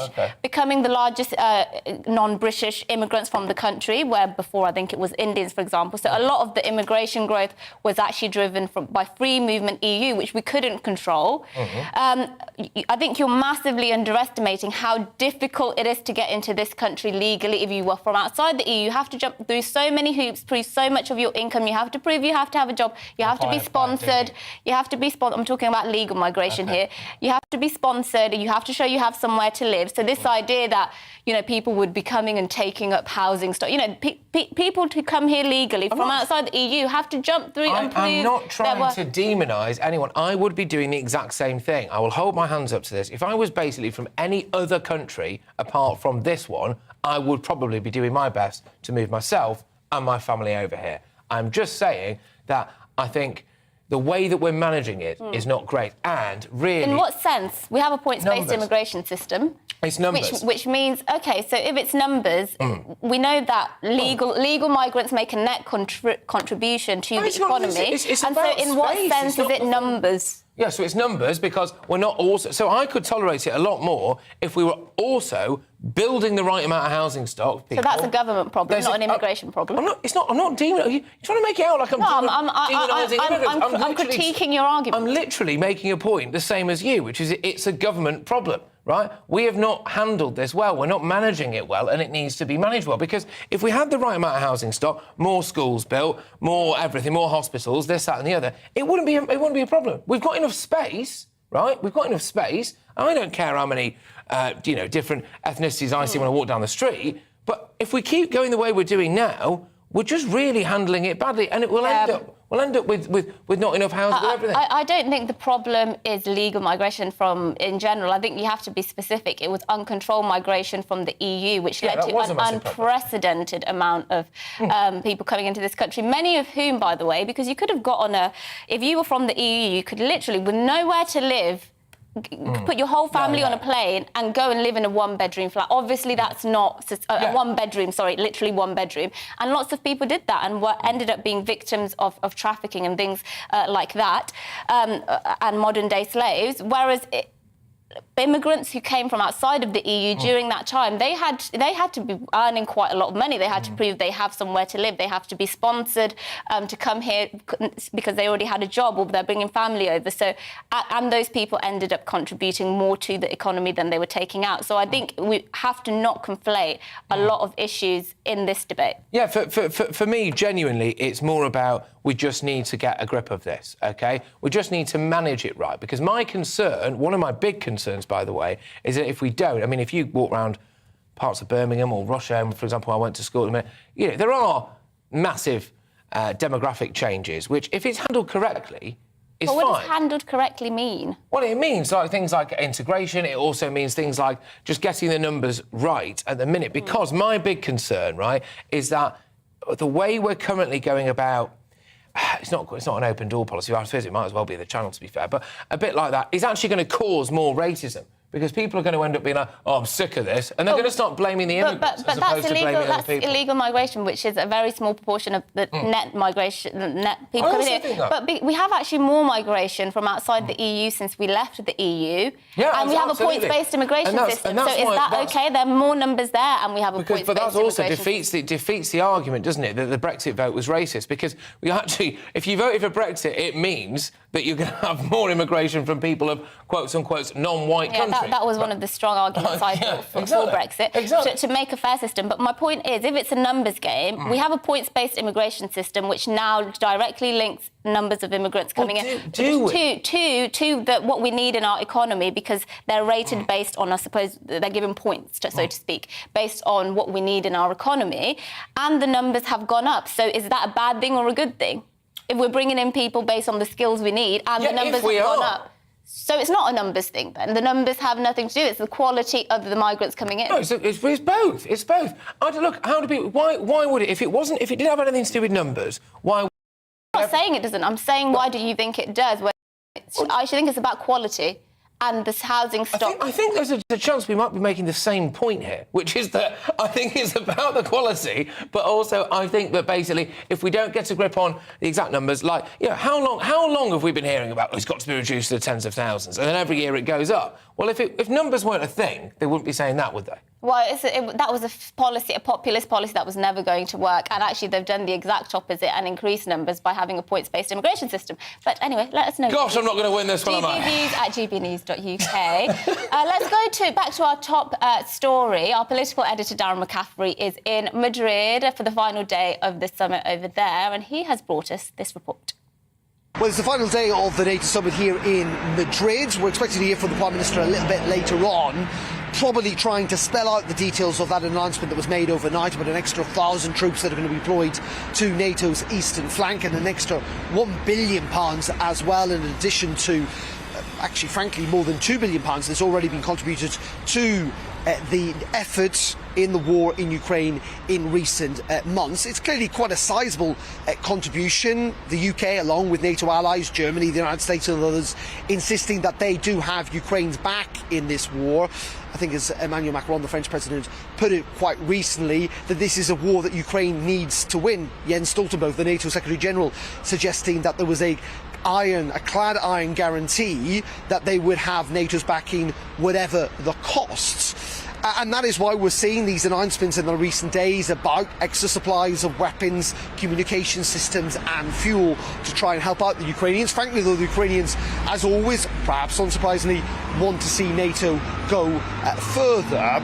But in the end, it is also a reminder, in many regards, about the restraints and the constraints on Britain's contribution. And the reason I say that is because many people feel that actually, given the cuts we've seen to the defence forces in recent years, and I say many people, I include the Chief of the General Staff in all of this, that they think it is not necessarily terribly sustainable to carry on cutting the defence forces, particularly the army, in the years to come, while trying to up our contribution to NATO. And so what we've seen this week is a real big debate actually within government, in which the Ministry of Defence, the Foreign Office, have essentially been campaigning for an increase in defence spending at a time of a cost of living crisis, and Downing Street and the Treasury not necessarily being wholly on board with all of this. And it is a really, really crucial debate about whether Britain can afford, frankly, at this time in which there's calls for tax cuts, in which the cost of living is going up, whether we can contribute more to NATO, whether we can increase defence spending. And I expect it is going to be a debate that rages within government in the weeks and months to come, as those calls for greater defence spending only grow. That was Darren McCaffrey, our political editor, and we will be bringing you some live footage from Madrid as Jens Stoltenberg speaks there very shortly. But for now, let's take a short break and we'll be back with you very shortly. Hello, I'm Alex Deakin with your latest weather update from the Met Office. A mixed day again today. Some places staying mostly dry with sunny spells, but in some spots, slow-moving, heavy downpours. Not many isobars on the chart. That's why it's not very windy. That's why the showers and thunderstorms are so slow-moving. And the main focus for them is likely to be across Wales and southwest England, but also into the West Midlands. So in this zone here, torrential rain is possible, hail and thunder too. There will be showers across northern England, also scattered elsewhere. So some parts of eastern England and northwest Scotland may actually stay completely dry. And in the east of England, with some sunny spells, temperatures just about squeaking over 20 Celsius. But generally, we're looking at high teens. And obviously, temperatures will drop when the downpours come along, and we'll keep those heavy showers over Wales and Midlands, and perhaps pushing into northern England through this evening. So a continued risk of heavy, slow-moving downpours that could cause some disruption. Certainly a lot of spray and surface water on the roads. Many western and southern parts will become dry overnight, temperatures dipping down to 10 Celsius along the south coast.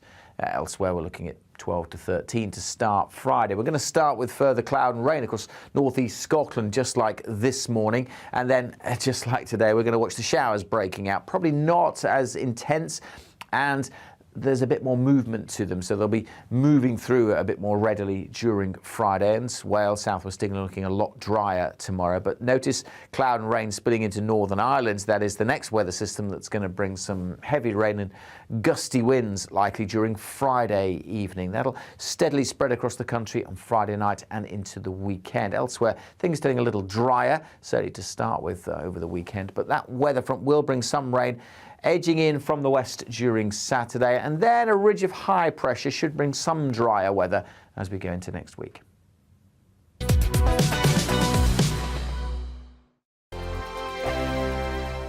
We are GB News. We're right across this great nation.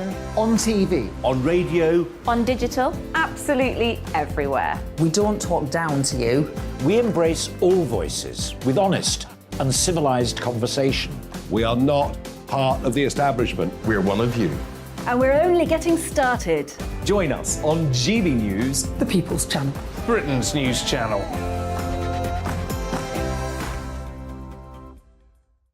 Hi there, it's Stephen and Anne.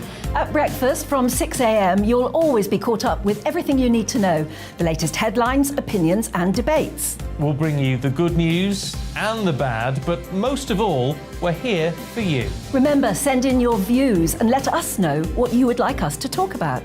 That's because we're your news channel. And every morning at 6 a.m, it's breakfast on GB News.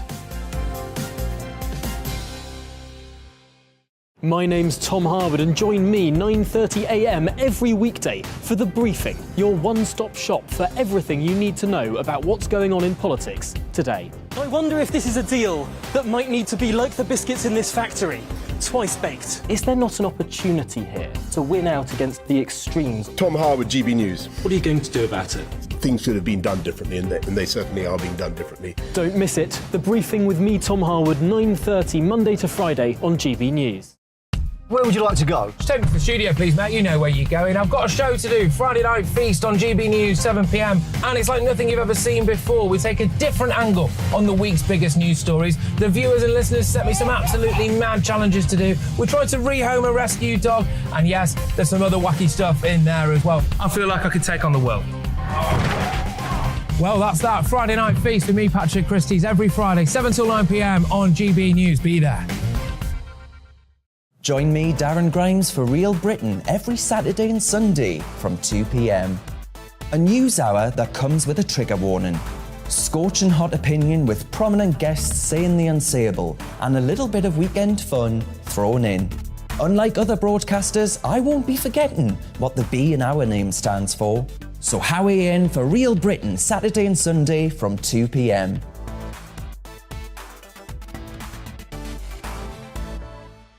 Hello, I'm Patrick Christie's. And I'm Mercy Moroki. Make sure that you join us Monday to Thursday, 10 a.m. until midday, right here on GB News for To The Point. We're not afraid to talk about the topics that matter to you or the big topics that always matter. We cover absolutely everything, from the breaking political stories of the day to law and order, what's going on in the channel. We're not afraid to hold people to account. We always make sure we include your views on our show. Indeed, if you're thinking it, you can guarantee that we're saying it. So make sure you join the conversation with us, 10 a.m. until midday, Monday to Thursday, for To The Point on GB News.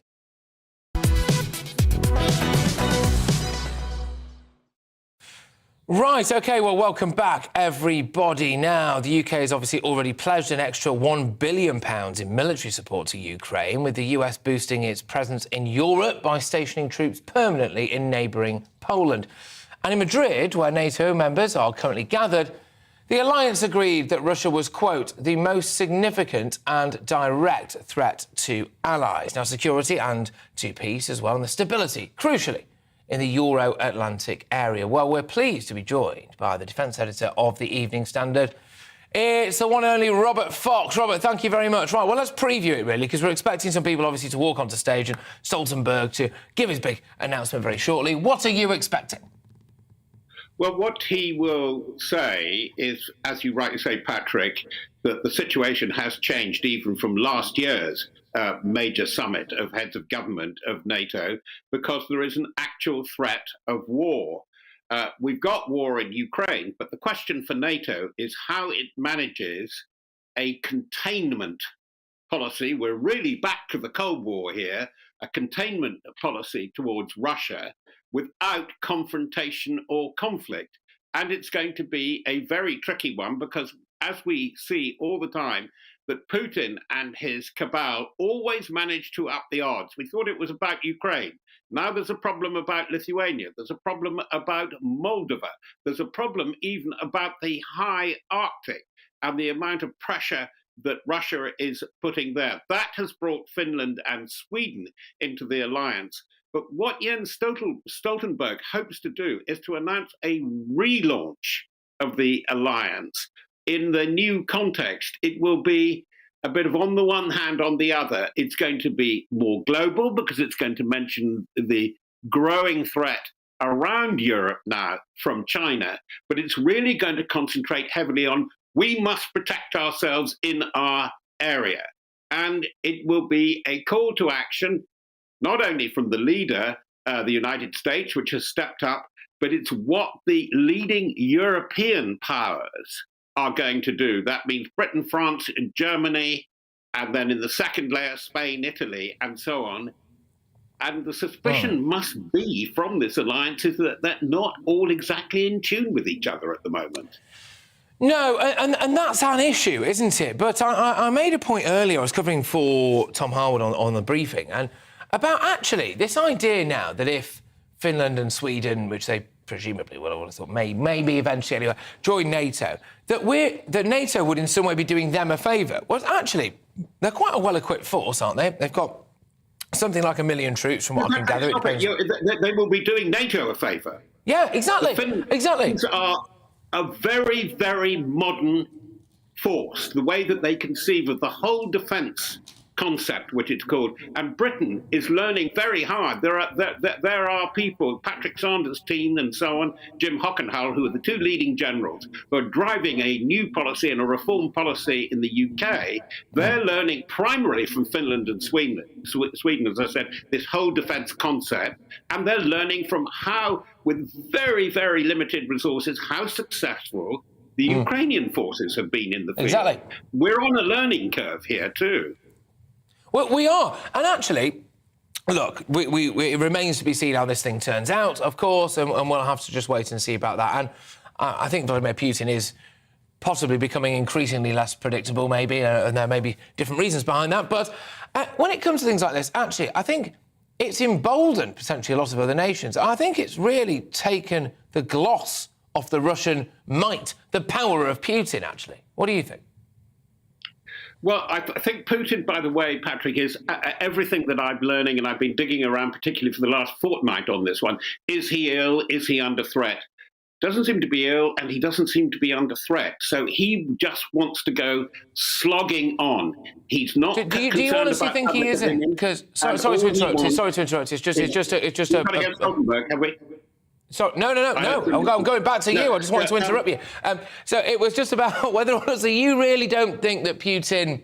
I'm not saying he invaded Ukraine because he's unwell, right? I'm just saying you're not concerned about the idea that this guy might have lost it a bit. You think this is just full frontal Putin?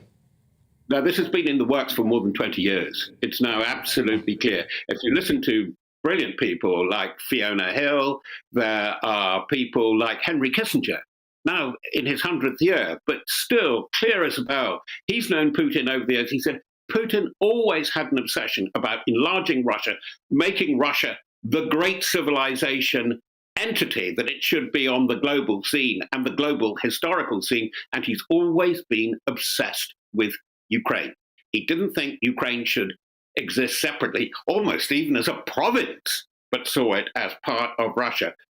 Overnight, one of the most interesting pieces of news is the testimony from Avril Haines, the National Intelligence Director in the United States, to a Senate committee hearing, very chilling, very articulate, saying Putin intends not to stop.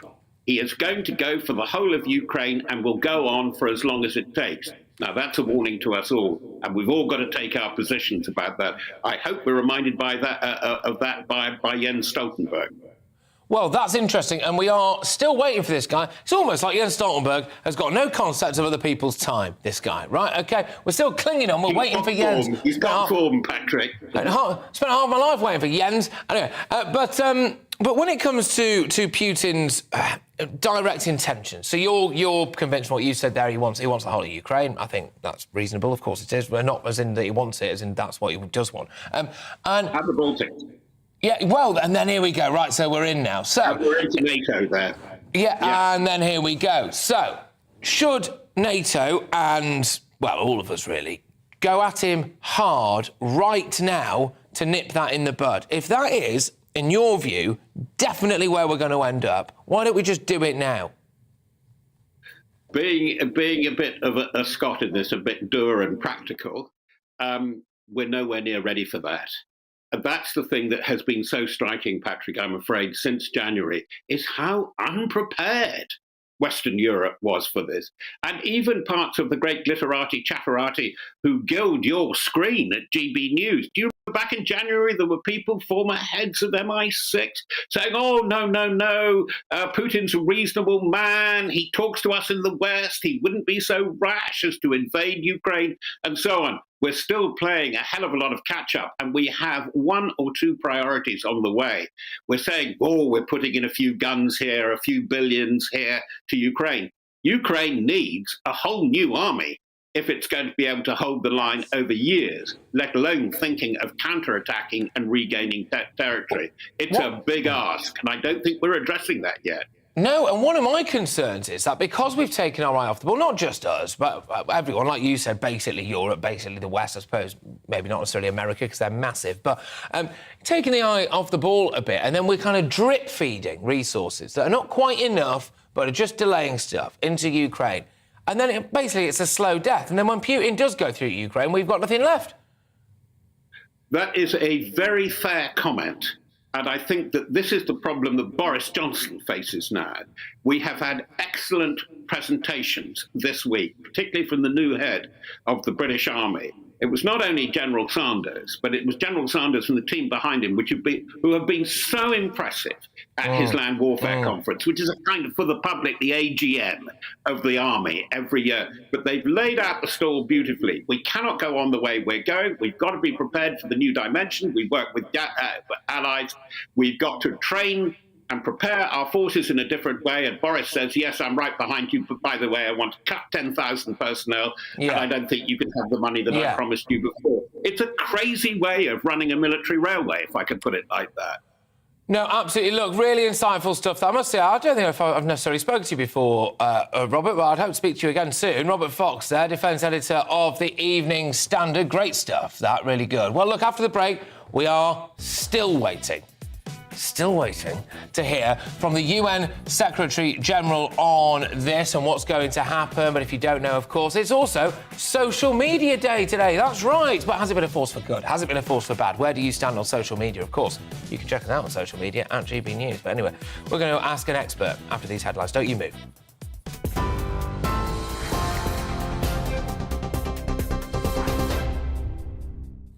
Good morning, it's 11:34. I'm Rhiannon Jones in the GB newsroom. President Zelensky says he's grateful to the UK for allocating an extra £1 billion of military aid for Ukraine's fight against Russia. The 77% hike in funding will go towards boosting the country's capabilities, including its air defence systems. Boris Johnson says the British weapons, equipment and training are transforming Ukraine's defences. But as the NATO summit draws to a close today, Labour's warning government cuts to troop numbers here in the UK are putting our NATO obligations at risk.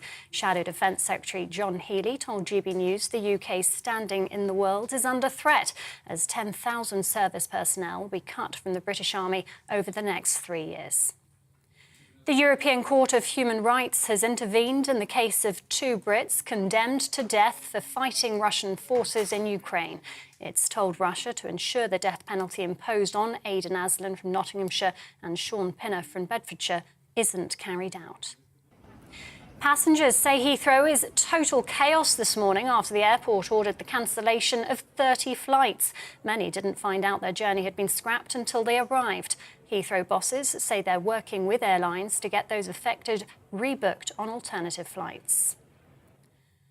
A former Scottish MP has been jailed for 2 years for embezzling nearly £25,000. Ex-SNP member Natalie McGarrett stole the money from 2 pro-independence groups. The former representative for Glasgow East was convicted last month on 2 charges of embezzlement. A cross-party review is recommending MPs shouldn't be allowed to bring their babies into the House of Commons chamber during debates. The Procedure Committee report was ordered after an outcry over Labour's Stella Creasy being told she can no longer have her son with her in the Commons.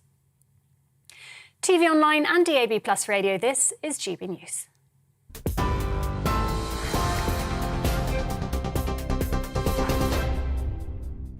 Direct Bullion sponsors the Finance Report on GB News for gold and silver investment.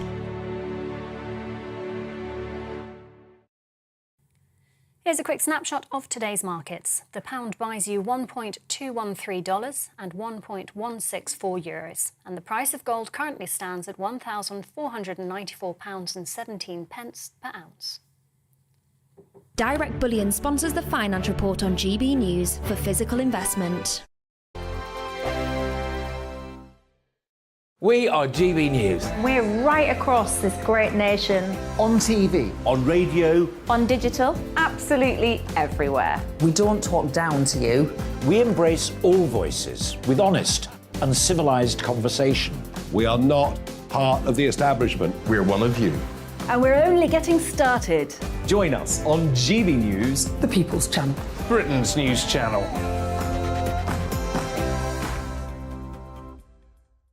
Hi there, it's Stephen and Anne.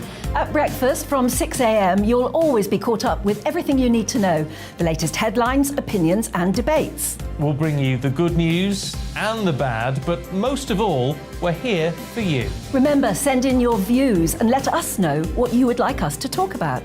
That's because we're your news channel. And every morning at 6 a.m, it's breakfast on GB News. My name's Tom Harwood and join me 9:30 a.m. every weekday for The Briefing, your one-stop shop for everything you need to know about what's going on in politics today. I wonder if this is a deal that might need to be like the biscuits in this factory, twice baked. Is there not an opportunity here to win out against the extremes? Tom Harwood, GB News. What are you going to do about it? Things should have been done differently, and they certainly are being done differently. Don't miss it. The Briefing with me, Tom Harwood, 9:30 Monday to Friday on GB News. Where would you like to go? Just take me to the studio, please, mate. You know where you're going. I've got a show to do. Friday Night Feast on GB News, 7 p.m. And it's like nothing you've ever seen before. We take a different angle on the week's biggest news stories. The viewers and listeners set me some absolutely mad challenges to do. We tried to rehome a rescue dog. And yes, there's some other wacky stuff in there as well. I feel like I could take on the world. Well, that's that. Friday Night Feast with me, Patrick Christie's, every Friday, 7 till 9 p.m. on GB News. Be there.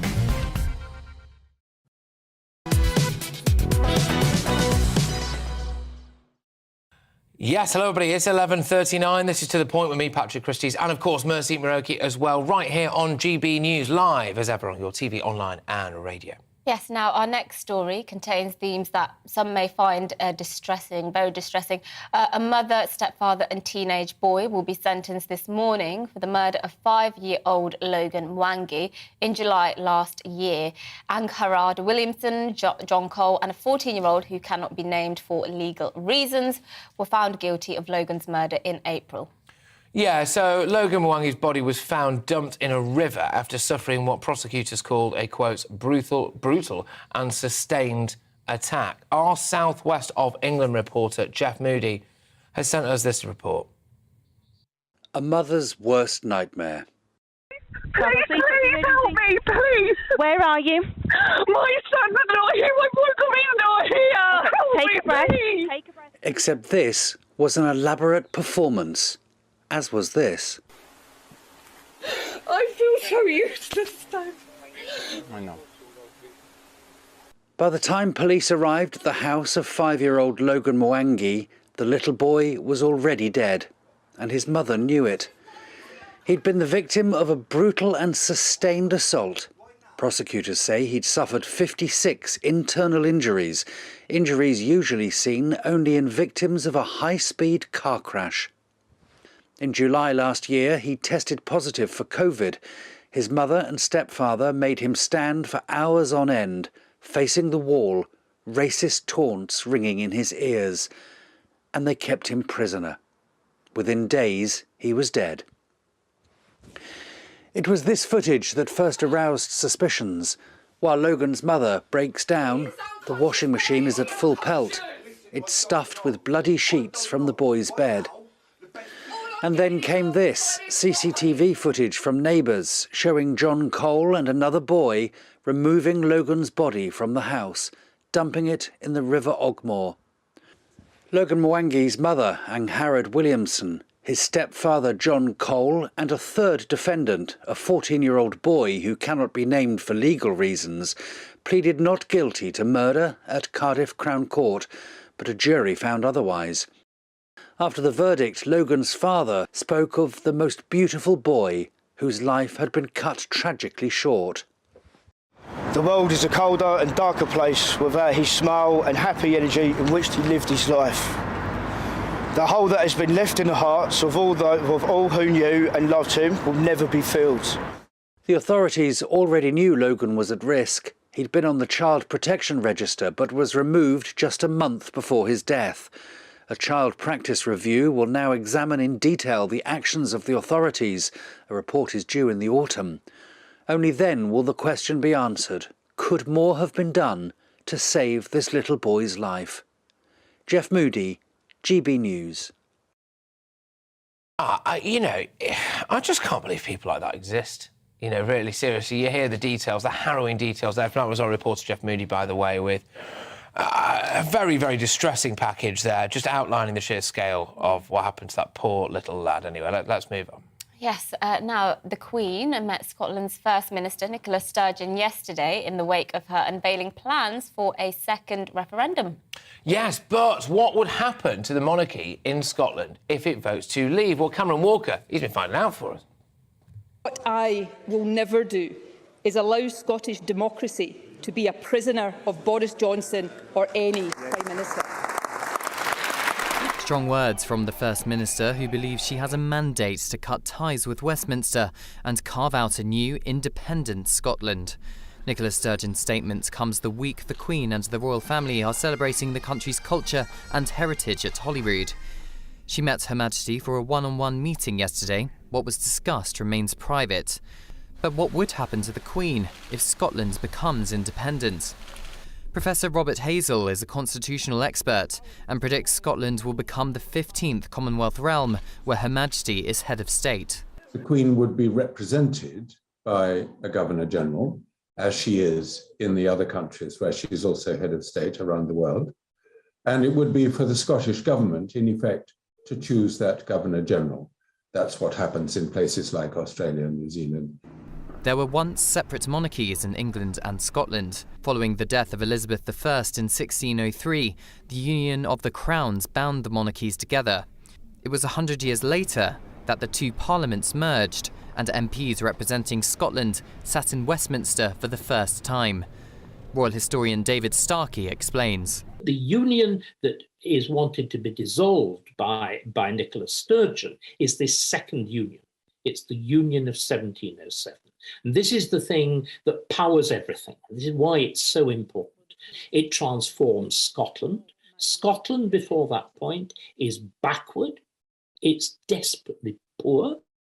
We could build a new Scotland. The Scottish Government says a new independent Scotland could be wealthier, happier and fairer. It would also keep the Queen as head of state, and it would be up to the people of Scotland to decide if they want to change that. Cameron Walker, GB News. It's really lovely to see the Queen looking, I was going to say alive and well, probably not the best term, but looking well. She's certainly alive, and I hope she continues to reign over us for several more years. Absolutely. I was talking about this with a friend earlier, actually, about, obviously she wasn't present at a huge amount of the Jubilee, which fair enough, she's 96 years old, but she clearly looks a lot better now. I wonder, I hope, anyway, maybe she was just a bit ill and she's got over it. She's 96 years old and... Yeah, because she seems all right now. Well, she seems great. She looks great too. But for now, towards the end of the programme, let's take you through some of the other headlines of the day that you may have missed, that caught our eye. A man has been left a little out of pocket after filling up his cars at a pay-at-pump station, thinking it cost £1 to fill up. So let's explain this. So drivers will know when you go to the petrol station and you're paying at the pump, it takes £1 out of your card first. You put your card in and it takes £1 out first to make sure you have enough money in your account, to make sure it's a legitimate card, and then you fill up your pump. But this man, bless him, thought that it was just a deal and that anything you fill up just costs £1. So he thought, that's fantastic. Oh, my God, they've got a deal on at my local petrol station. It only costs £1. So he takes his car, he fills up, then he goes back home, he drives his other car back into the petrol station, fills that all the way up. All this time, he's thinking it's just costing him £1 because the bank's just taking, the petrol station's just taking £1 each. Unbeknownst to... No, sorry. I'm sorry. I've got to pick flaws in this idiot, right? Because, right, if he's monitoring his bank statement to the extent where he sees it's taking out £1... it comes up on your... Yeah, but then he'll also see what other money's gone out of his account. No, but then they take it later. They take it after. So you go up, you fill. If I want to fill up 50 quid and I want to pay at the pump, I put my card in. Yeah. It takes out £1. It puts a hold onto the bank account for like up to 100. And then when I fill up 50 quid, then it will later take out the full £50. So initially it's just... But bless him, he thought it was just costing him £1. And he filled up all his cars. And it obviously was not... Oh, well, look, sorry. And actually, my favourite part of this story was he went on Facebook and bragged about it to all his friends. He said, there's an amazing deal at my local petrol station. Oh, he's not doubled down. You can fill up your tank, your tank for £1. Bless him. You would have thought that, no, but because then what all his mates have done have been like, you see what Gary's doing? Yeah, don't tell him, mate, it'll be a laugh. Yeah, don't tell him, it'll be a laugh. Actually, the whole time he's cracked on. Right, OK, now... OK, strange one for you, as if that wasn't strange enough, but a new study has shown that people with similar body odours are more likely to make friends with each other. So researchers in Israel have found that a sense of smell may play a larger role in human social interactions than we might think, using a device called an e-nose. Well, according to the team, we subconsciously sniff ourselves and others. That's Joe Biden, I think they meant. And many may form new bonds in this way.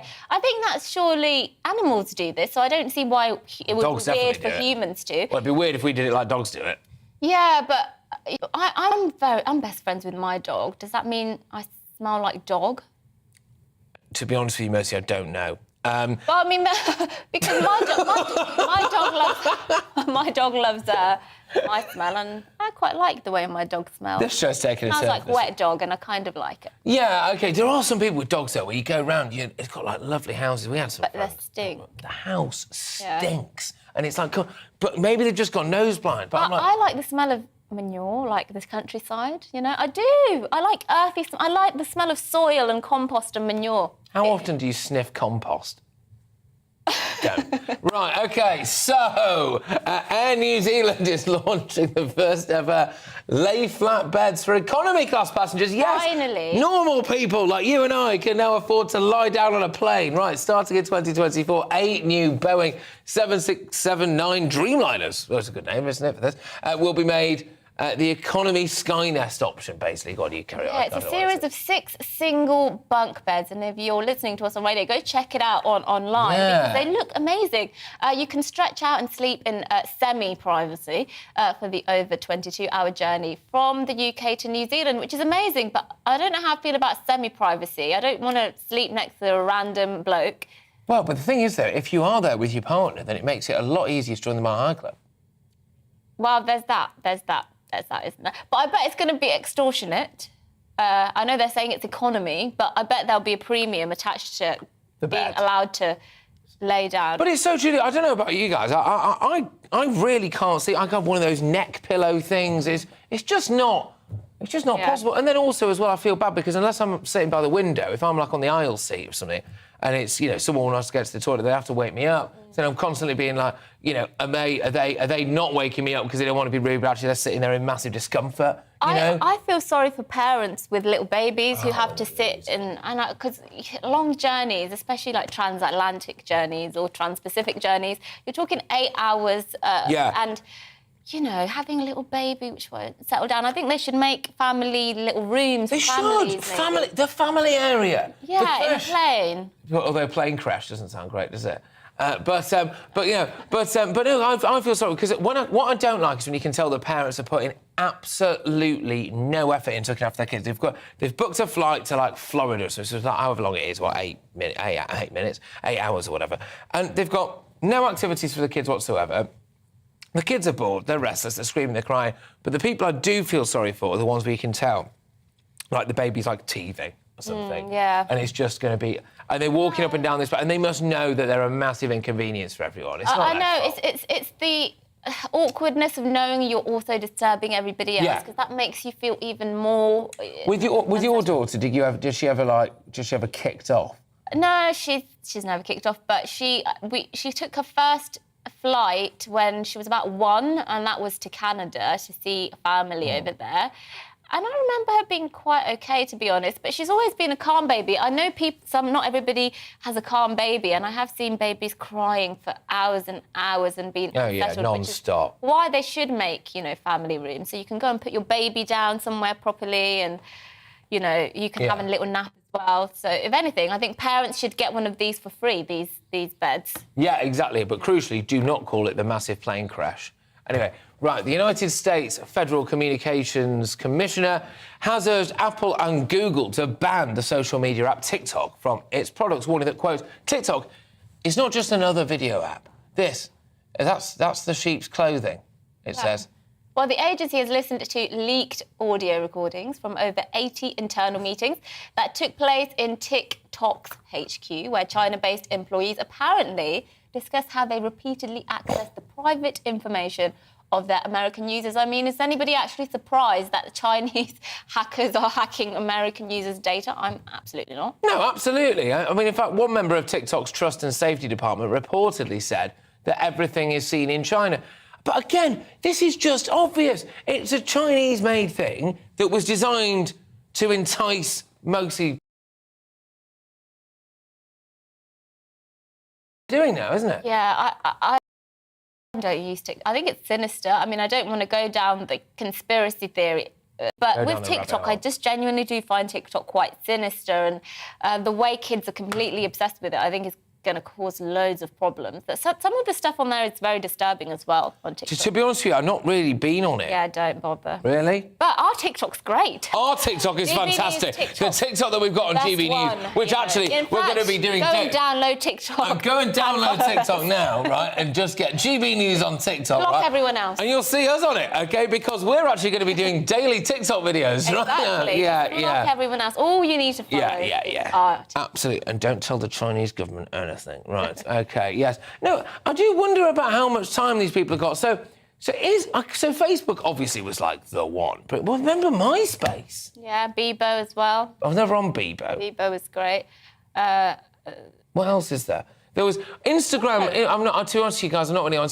If you know what, if I didn't do this job, I probably wouldn't really be. I've got into Twitter now. But I see it because I find it entertaining, and you can choose who you follow and stuff like this. Yeah, I'm a big Instagram fan. I like Twitter, but yeah, Instagram's the one for me. Instagram's actually a massive dating website as well. Is it? It's used as that by people I seem to follow me. Well, yeah, that maybe says more about them than you. Men need to realise. Men need to realise that sending fire emojis and love heart emoji is not a way to start a conversation. What's one supposed to reply to that? Just say hello, not fire emoji. Yeah. That's my top tip. There you go. Right, OK, well, now just a quick reminder for you to wrap things up that every Wednesday we hand our show over to you. We are the People's Channel, you are the people, it's your show. So we got some great suggestions yesterday, so keep them coming in. It is your show, like we've just said. Let us know what you want to say, let us know who you want to talk to. Also, if you do feel so inclined, obviously, don't want to get in trouble with data protection or anything like that, but if you do happen to leave a phone number at the bottom of an email, we might give you a bell and try and get you on the show. Yes, indeed. We had a great viewer on yesterday at the end of it. It was good, wasn't it? We'll try and do that again next week. But coming up next is the briefing with Gloria De Piera. She's going to be bringing you up to date. Maybe finally, Jens Stoltenberg will actually hold that presser that he was supposed to hold about 45 minutes ago. Where's Jens? Yeah, where is he? Well, anyway, see you tomorrow. Well, see Patrick tomorrow. See you next week for me. Hello, I'm Alex Deakin with your latest weather update from the Met Office. A mixed day again today. Some places staying mostly dry with sunny spells, but in some spots, slow-moving, heavy downpours. Not many isobars on the chart. That's why it's not very windy. That's why the showers and thunderstorms are so slow-moving. And the main focus for them is likely to be across Wales and southwest England, but also into the West Midlands. So in this zone here,